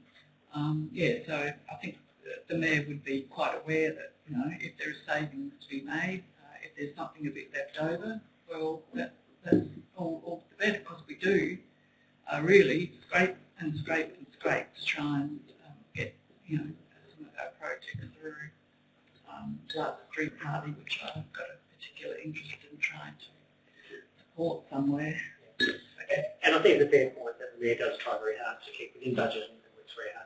I should get fabulous way, like when we had a 40, it's $2.5 easy like that for knowing near the amount of people that come to the mayor's dinner. So I think we actually do really, really well with the budget that was given. So How many people come along to the dinner?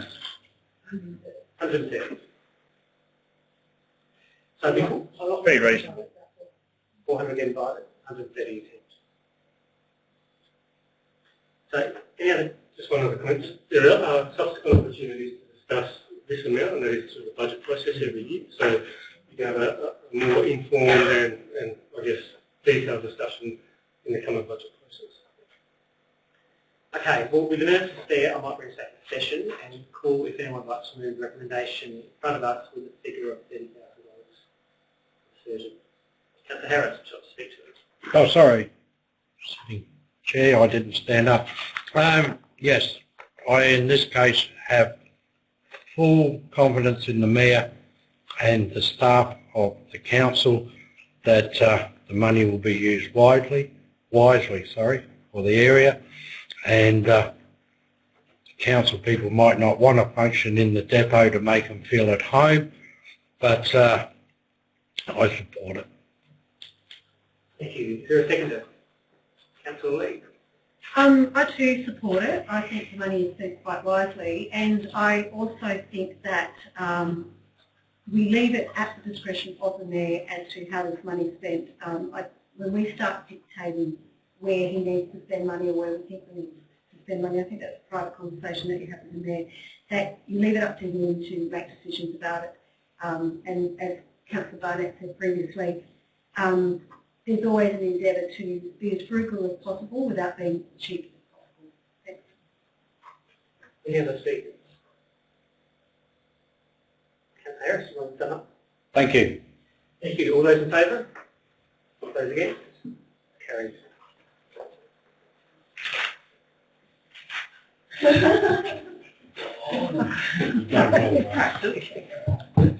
I'm just representing my electorate.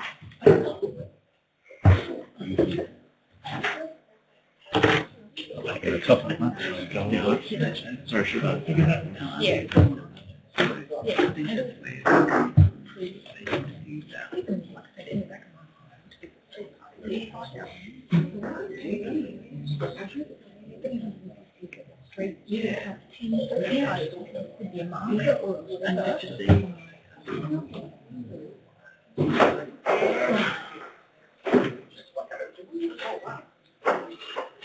Thank you, Deputy Mayor.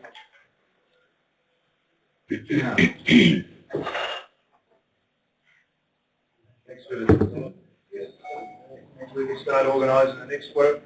I think you've got to say that this year's thing's been out of this year's budget, hasn't it? So it's still the same.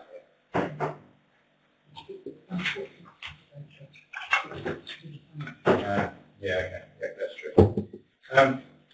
Moving on to the last item on this section, 20.12, the 2013-14 annual report on page 1916. Hopefully you've had a chance to have a look through the annual report. Came out as a separate document.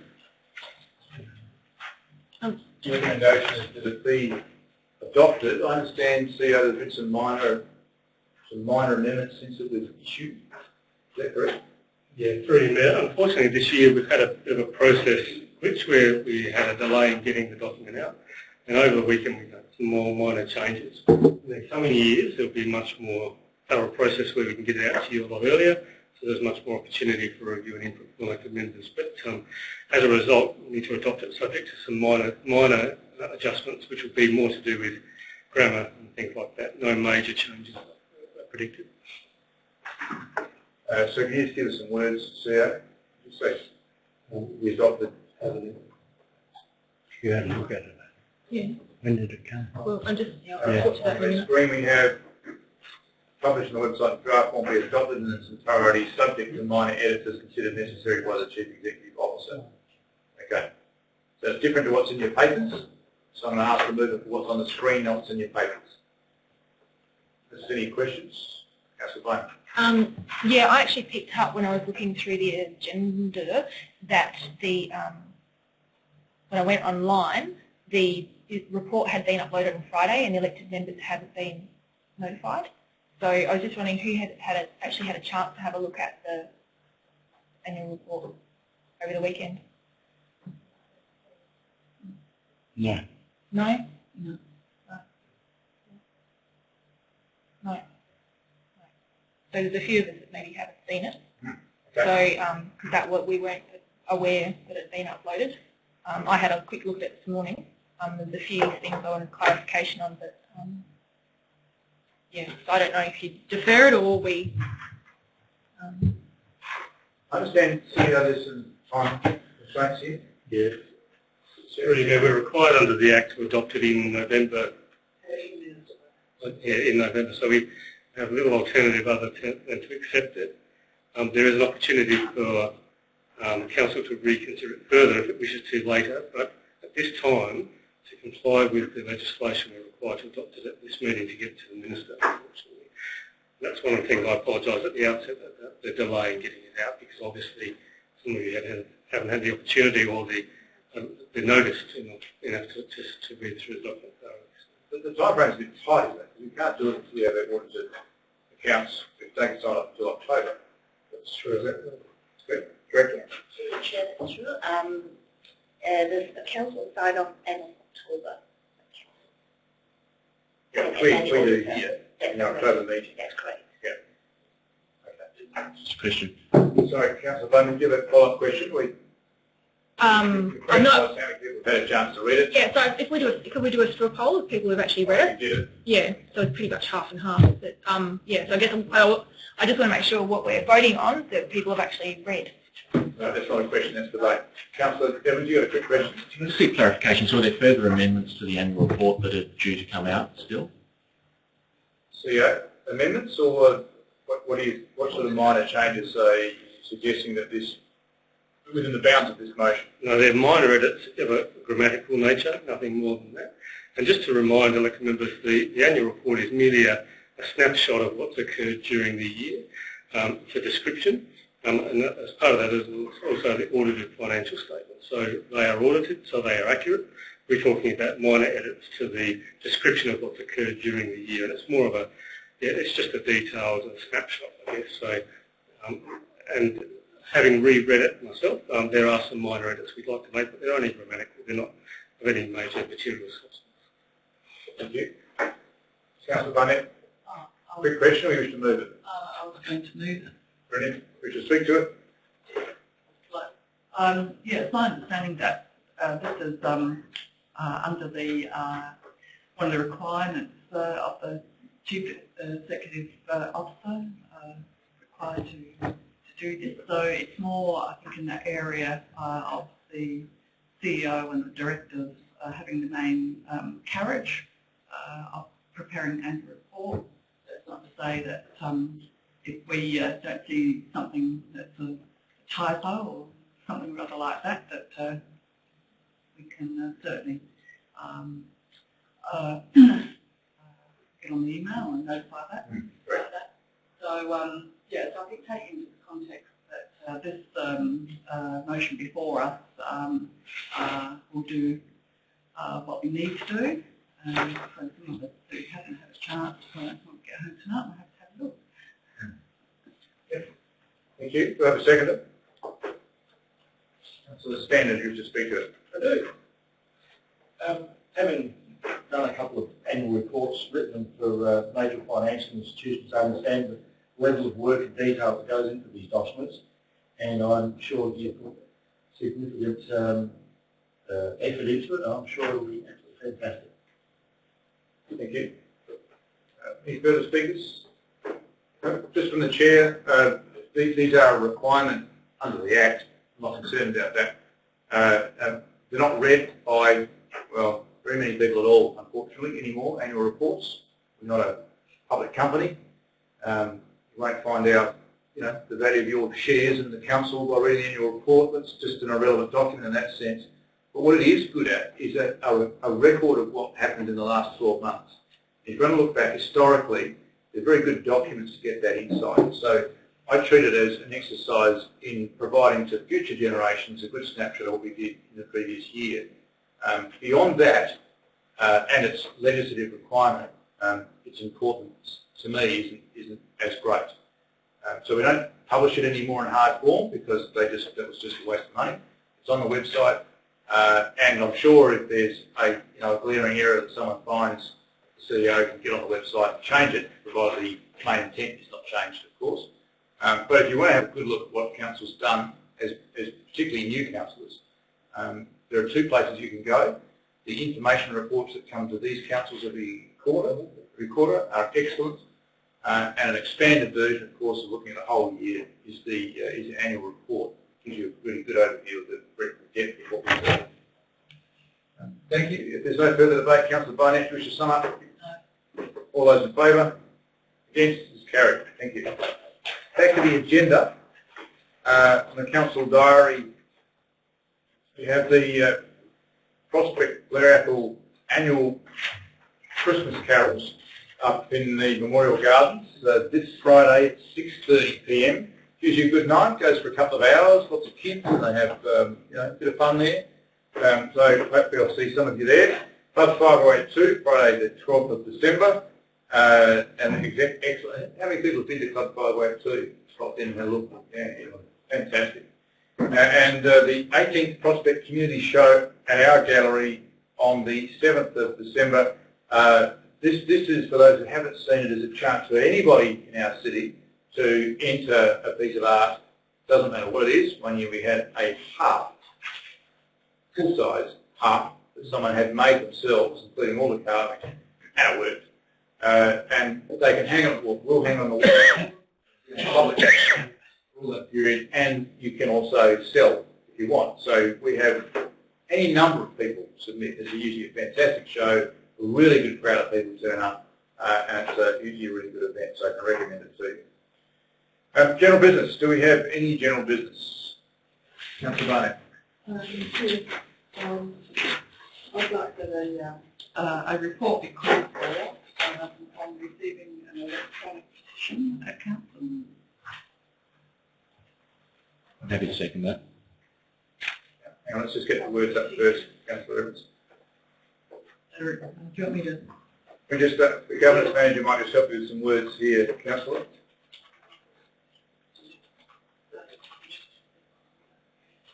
Yeah.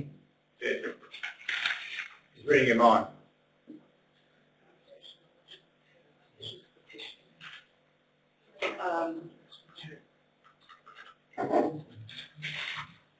And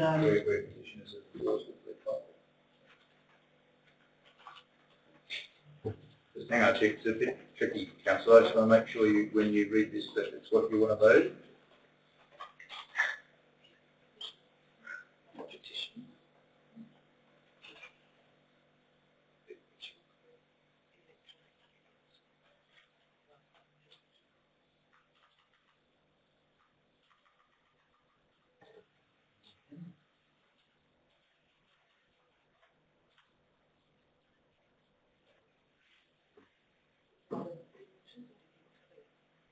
Electronic and condition endorsements. well, I'm more interested in the whole totality about electronic petitions, not just Is it the electronic endorsement. legality or? So, sorry, Councillor, it's your motion at the end of the day. So what you've got here is not adequate for what you want to move? Well, I prefer that a report be provided on the procedure for submission of electronic petitions.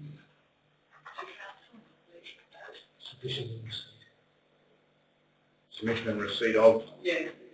Well, I think there's two issues if I can just try and convince you, Councillor. There's electronic petitions. I'm not exactly sure what that means. Probably leaving those words up there would have been good for a second. Compared with our traditional written one, which is what we have. So the petition itself may be deemed an electronic petition if you take all the handwritten signatures and scan it in and email that in. That is in effect kind of get your minutes electronically. So the issue, I think there's two parts. One is it's sent in electronically, but also the names are gathered electronically. So I just beg your indulgence to include both things in that motion if you can. Yeah, I'm just wondering whether endorsement, what that sort of really means. Electronic petitions, which is what we're saying, is gathering of electronic. So the word endorsement has it refers to the definition of petitions under the regulations, where a petition, the petitioners sign or endorse the petition. So the word endorse is specifically out of the regulations. Right. So I'm guided by the staff and the and also that which includes Luton Trust, to be discussed at a workshop from the end of it. So I think the feeling is that we'd like it to go to workshop discussion. Get a workshop or to be discussed at a workshop? Well, we need to get the report, but probably.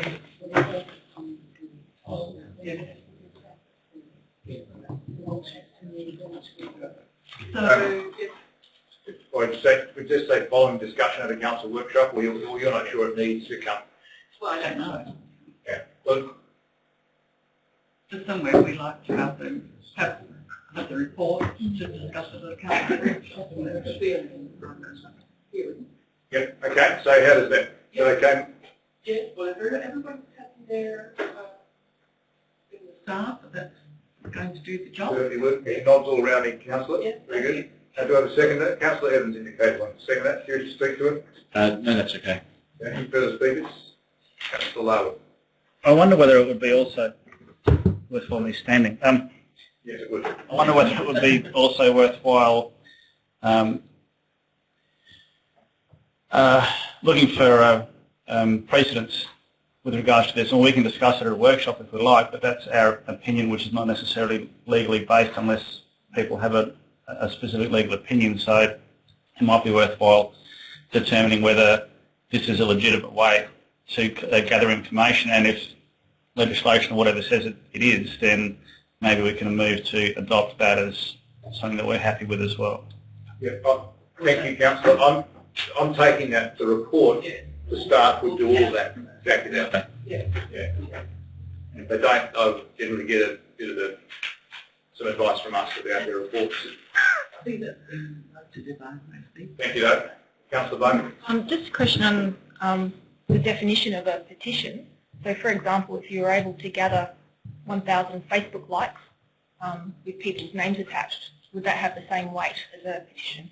I take your question. I think it's exactly the question that the mover is seeking to have defined. And I don't know the answer to that. I suspect likes not, but I don't know. They are supposed to have their names and addresses like that for it to be a proper petition. Further debate? Or, sorry, Councillor Evans, as a seconder, you're deemed to have spoken to the motion. So, lots of learning going on tonight. So. Any further debate? If not, Councillor Barnett, do you wish to sum up at all? No, I think the staff know that some of the other points could be made for the report. Yep. So, all those in favour? Against? It's carried. Thank you. Any other items of general business? Councillor Harris. Yeah, just briefly, I'm okay, I'm happy, but there's 4 new people here. I think I should have brought it up in the urgent bit as opposed to think, unless it's been done in the last 2 days, can we change the website business so it's got the new councillors on there as opposed to people that aren't here now? Or has it been done in 2 days? So there's a question, Councillor Harris. It's been done. Was a request? Through the chair, it is done. It's done. I knew that. That is the shortest response you're going to get. It is done. Thank you, Councillor. Councillor Barnett. Look before yes, I walk while in I'm on the a roll, I'd like to call for a report to go to or be placed as a workshop agenda topic. Or perhaps, sorry, I've crossed the report out. I would like a workshop topic agenda to include a discussion on street party policy and procedures.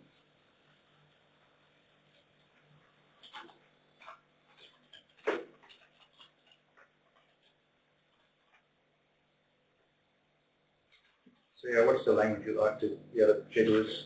Okay. Policy, procedures and associated fees, if any, is it, were you just happy with policy and procedure, Councillor? It fit into the same thing. I think it's self-explanatory. Thank you. Do you speak to it at all? No, I just think it's quite topical given some of the email correspondence and things that have been happening and requests from Clifton Street people, organiser. So I think it's time that we really came to a bit more grips with this and canvassed a bit more of the possibilities to help assist and not put up red tape and bureaucracy and all that. Yep. Seconder, Councillor Bowman, wish to speak to it? Yes, please. Just in regards to the street party policy, I don't know if, again, the workshop could be done together with the rooms that we've got available or spaces we've got available within the council, the rates and fees and availability and usage rates.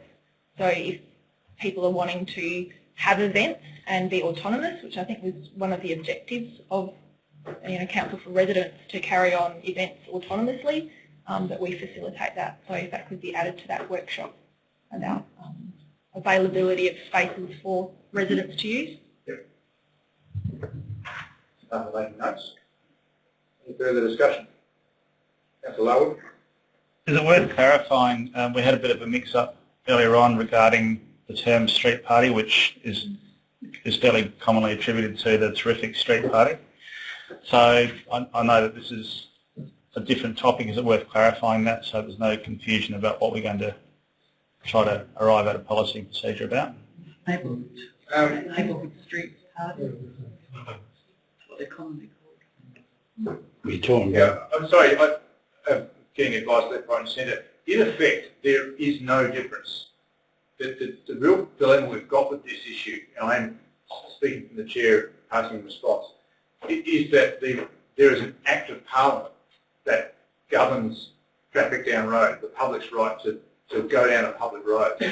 And under that act, we're obliged, if someone requests to close it, to go through a formal process which requires full public notification, letting all the ambulance, the fire brigade, the police know so they don't shoot down there trying to save someone's life, they go to the next street, all that. It's quite complicated. Just because we own the streets doesn't mean we can close them off. It is exactly the same policy, exactly the same act for when we close Prospect Road.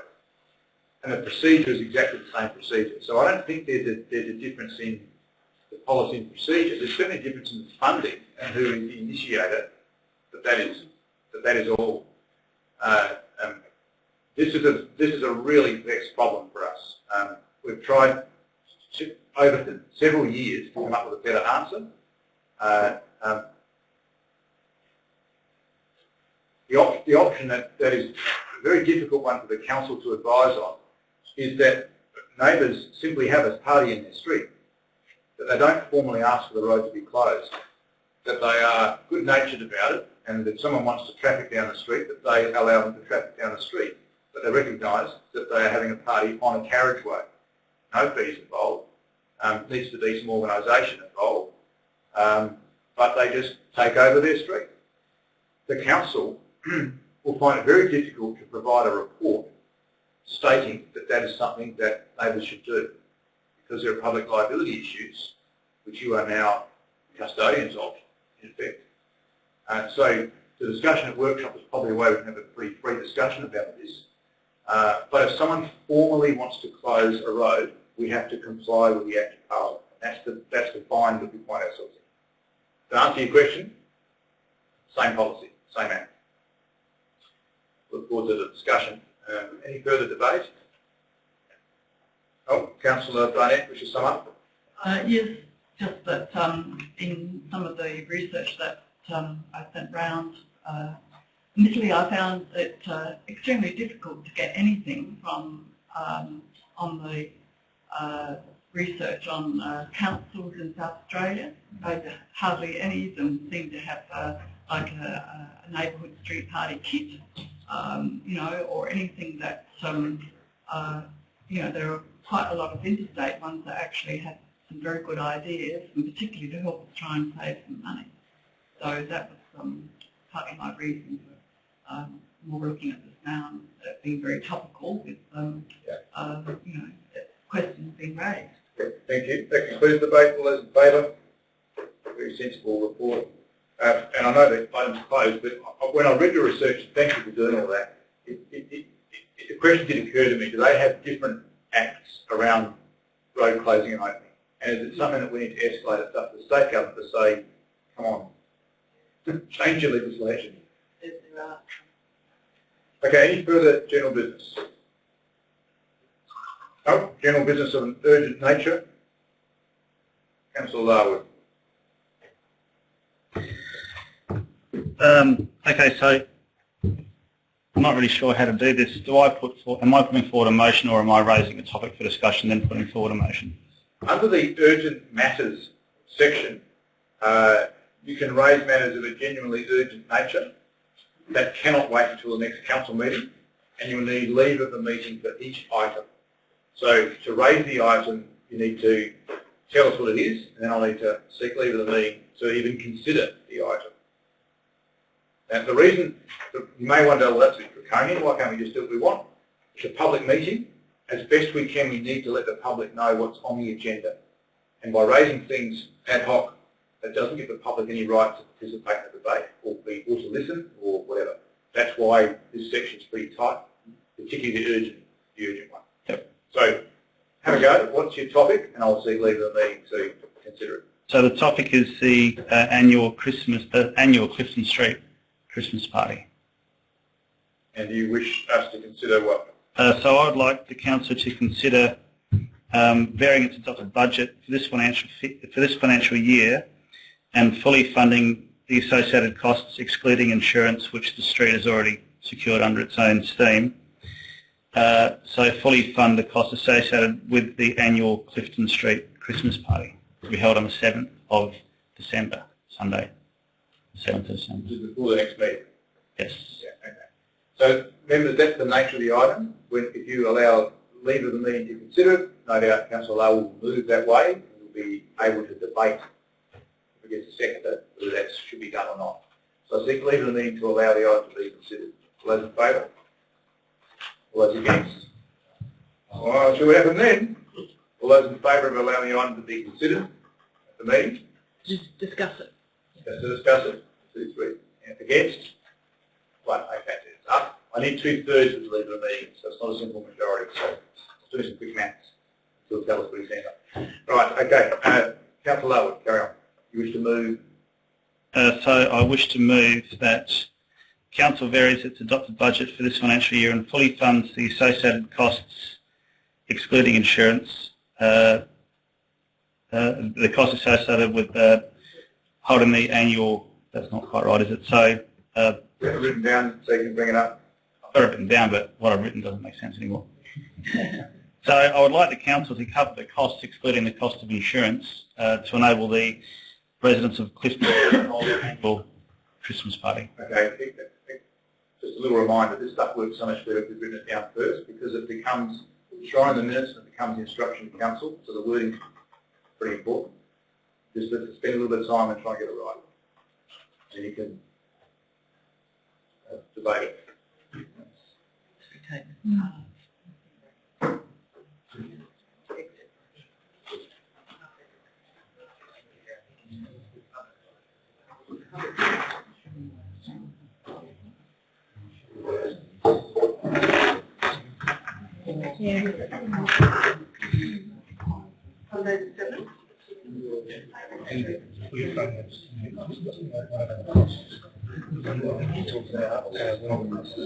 The street closure costs and the advertising of that fact. Unless we can raise the concept of not having to the street vendor do it themselves and not incurring those costs.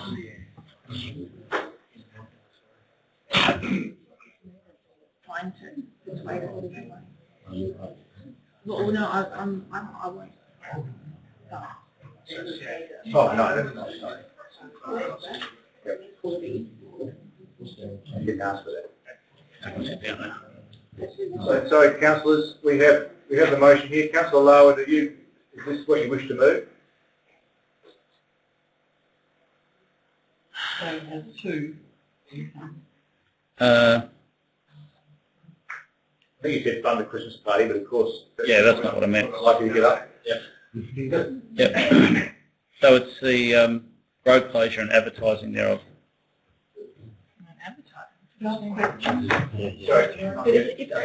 Councillor, it is simply that this the road closure, that's all that Covers that. for. The advertising is part of it. The advertising is part of the road closure, yeah. Correct. Yep. Yep. That's Okay. I'm going to take a couple of brief questions because they're getting anxious over here. Councillor Barnett. Yes, my question is through, right, I'm assuming the mayor may not have the cost in his head, but could somebody advise as to how much the budget's going to be varied by? Well, we had a figure before, sorry, from the director, $750, is it, of that order? Sorry, what was that? $750. Thank you for the question. Councillor Harris, you had a question? Yes, my question is, Clifton Street, are we talking, and I don't think we are, that's why I'm asking, the whole street or from Braun Road to Churchill Road or Braun Road to Prospect Road? We're talking... Prospect Road to Braun Road. Okay. And just, sorry to add to that, I don't think there's any fee difference, is there? No, well, I'm just... When over Braun, there'd be 2 road closures, I guess. Yeah. So it's just, whether it's one house or the full length. There'd be 4 closures if we went over, So it's there, it's pretty messy. Quite right. opposed to 2.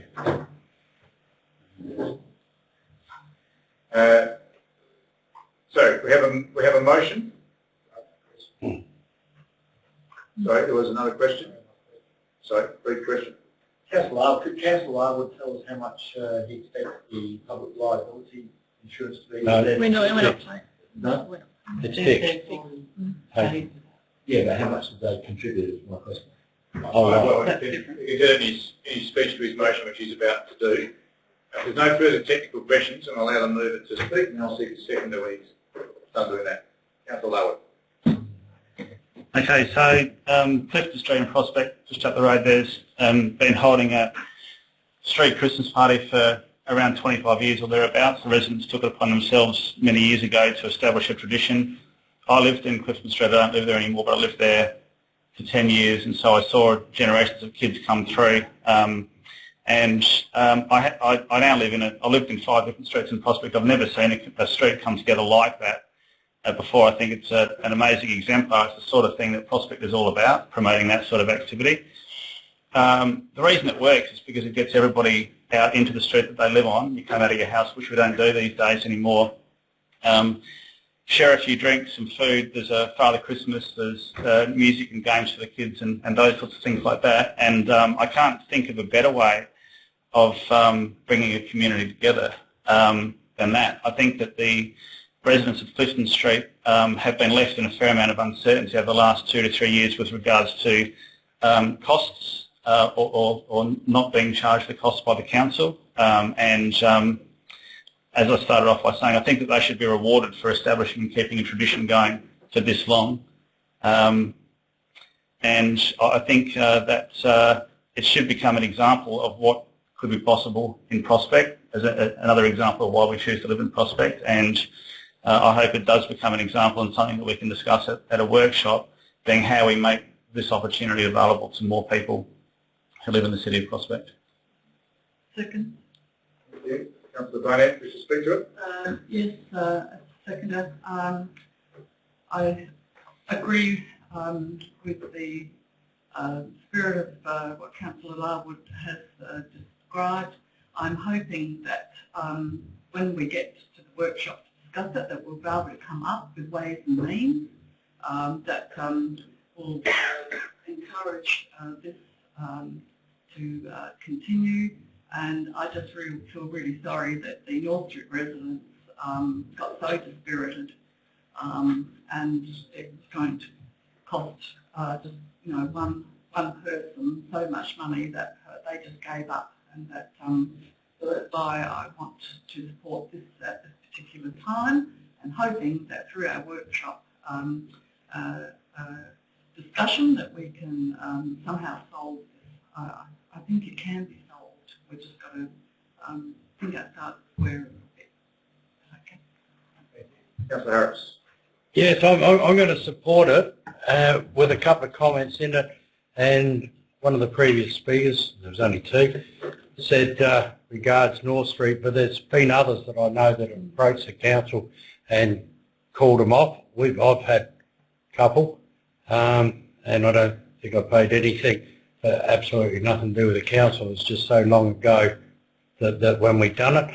But I am that little bit concerned that then we open up, particularly this close to Christmas, a whole lot of maybe others to come through. But put that to one side, I'm definitely supporting it. I'm a bit surprised 25 years or 20-something years that the mover has spoken about, that I can't remember here Clifton Street coming to ask for an exemption or get an exemption in the council. Yeah, absolutely. Okay? It doesn't matter. I just said I can't remember. You don't have to sort of try and make a fool of me. So I'm very happy to support it, but I'd definitely like to go along with the seconder that we've got to look for a reason, because as the mover said, it's a real big function to get people together in the street and do things and all that sort of stuff. And hopefully we can come with a better result. But I support it as it is. Thank you. Councillor Bush and then Buck. I'm really conflicted about this motion because I think principally I totally agree with that. We should be supporting people. We should be supporting people to activate the street and to have street pavement and do everything that's been prescribed. Where I'm struggling is that we do have in the previous council, I should say, there's always been an established process for most variations, and that's what I'm struggling with. We had debate after debate in the last 4 years about projects were around this amount of money that didn't get up, and that's my concern about approving large or even small amounts of money on the basis of, a fairly quick conversation tonight. A possible way around that is I understand some of the costs, excluding the advertising costs, is in staff time to put up barriers and remove barriers. And I just wondered whether it's possible that that could actually be done by the residents, which I think they would be happy to do. Or I can't speak for the residents, but they may be happy to do, to actually reduce the overall cost. And whether that would reduce the cost, and that's a question to the chair of that. Yeah, and I know we've asked this question before. There's an issue about how you ensure compliance, I understand. Director, can the residents, can you deliver the signs during normal working hours and therefore incur no extra staff costs? That's the point of the question. And the residents do the after hours work. Through the mayor, I'm led to believe that you need to be accredited. You need to have some sort of ticket to carry out that function. But we can bring that information to the elected members at the upcoming workshop. Okay, thank you. Councillor Grigg. So the question is whether we're able to take a big, bold and brave and actually take a risk on that. It's a way of actually reducing the amount of money that and would lend me to support this perhaps more than I would otherwise. The other question I had, I'm not sure if this is actually for, but whether this actually does set a precedent, because we know there is more street, we know there are other streets. I've been approached for other streets.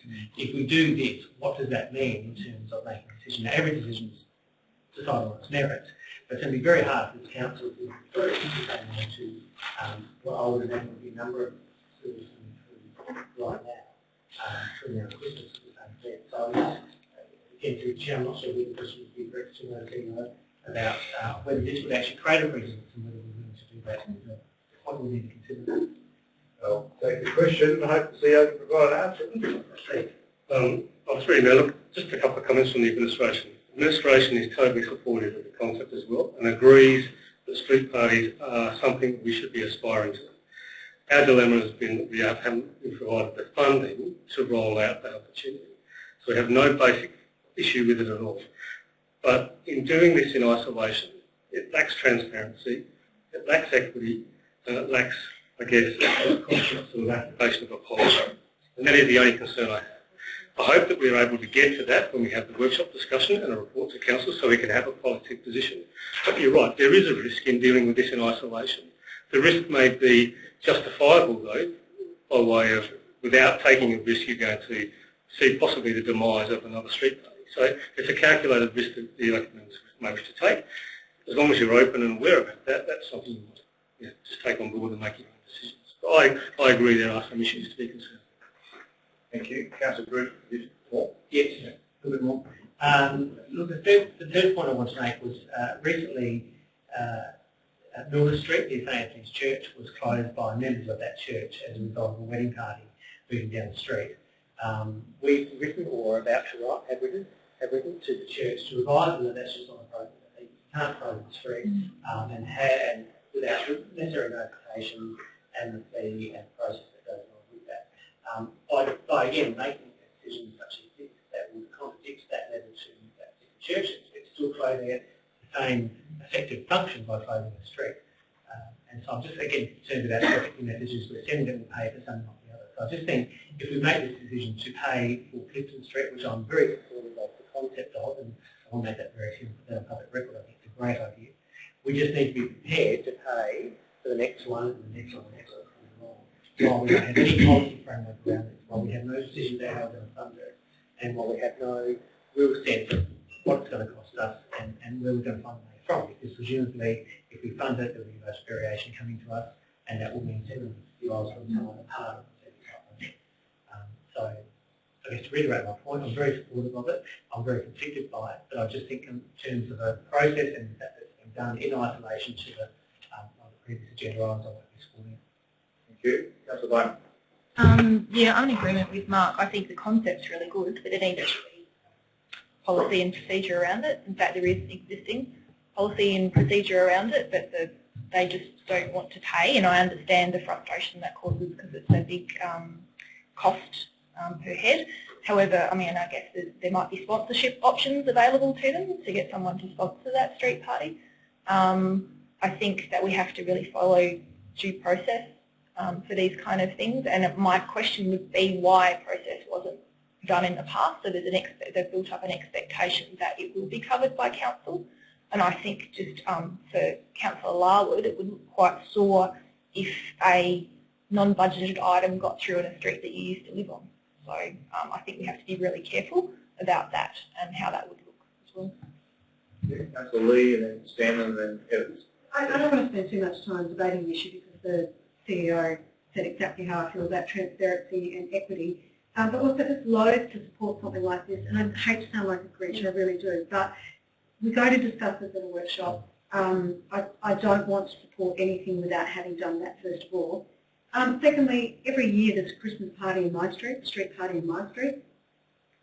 It's done in a neighbour's front yard, and I'm supposed to say this, but you know, there's a little bit of spilling out onto the footpaths, etc., and onto the roads. The kids still play on the roads, etc. We look out for traffic. It's done, it's fun, it's achievable, and you don't have to close roads around it. And it's a way of taking back our streets too. Letting people know that this is what we do in Prospect is a way of discouraging people turning down streets, taking running down side roads, etc. I think that's a far better solution, a far more creative solution that we need to be talking to residents about, rather than unrealistic expectations of council budgets that benefit a few. $750 for a couple of people, and taking that in context of the whole city, is indefensible in my opinion. So I won't be supporting this. Okay. Councillor Stan. I actually will be supporting this. I support the variation. But I'll say this, I think we should support it. And if we have people coming up to us afterwards and saying, well, I want mine, I want mine, I want mine, I think maybe we should put this as a 4 point, so, okay, well, this will be the one, and until we have the workshop. So there won't be, we'll put the workshop as a 4 point on this and say, okay, this is the one, and this is the catalyst for setting up the workshop. I understand that these have been going the last couple of years, that there's already been variation and the costs have been absorbed. I might be wrong on that, is that correct? So there's already precedent, so we can't very well, in my mind, can't very well say, okay, well, let's just stop it without giving any warning. So I'm supporting it if we say this is a 4 point and then we have our workshop and work out what we do with the other ones. Thank you. Councillor Evans. Thank you, Mayor. And a question to Councillor Larwood through the Chair. If the street wasn't closed, would they be able to still hold the function at a nearby park or on someone's front yard or on the footpath, or does it necessarily need the entire road to be closed in order for the event to go ahead? I'll allow a brief answer to the question. It's another chance to submit new information. Councillor Larwood, so yes or a no? To no. Well, Mayor, I'll be, I guess, voting against the motion, but with an incredible amount of goodwill and I guess, praise for a 20-year street party that's happened. It's something that we should all celebrate, and it does speak to the culture and to the community that we have in Prospect. I hope it still can go ahead, and for me, it's about, as the CEO said, it's about taking back our streets. It's about doing that in a way that doesn't cost, and hopefully this time next year we will have a policy that will encourage a good, broad community support that allows all residents in Prospect to share in the funds and to share in the prosperity, and I certainly hope that that's the case and we'll be in a different position next year. Thank you. Any further speakers? Right now. We're done, I think. I'm not sure where the vote will end up. Let's just try to do some math. Maybe they'll need to have a casting vote at the very first meeting with your council. Exciting. Vote every now and again. Look, this is a difficult one. It's actually a bit of a pain. The CEO's been pretty chewed out by this over the last few years. The residents get very snaky. The emails that were sent through, I don't appreciate. I don't appreciate being accused of wasting money hither and yon. This is a very clear issue. The residents who are in the know at this party know there's an issue. Okay? They cannot hide behind it. They've been corresponded with over several years. And for them to have a go at us, I think, is a pretty cheap shot. That being said, this is a very long-standing Christmas party. It goes the length of the street. People participate in it from pretty much up the Prospect Road end right down to the Corner Road end. The party spreads out along the street. It's not clustered around one place. It's a bit of a moving feast in that sense, that you kind of moved up and down the street to visit different people's tables. The front yards in Clifton are not large. Those of you who know Clifton Street, one side of it has those beautiful historic houses. The verandas are set up, so up on the path level, so it's not practical to have much of a party even in their driveways.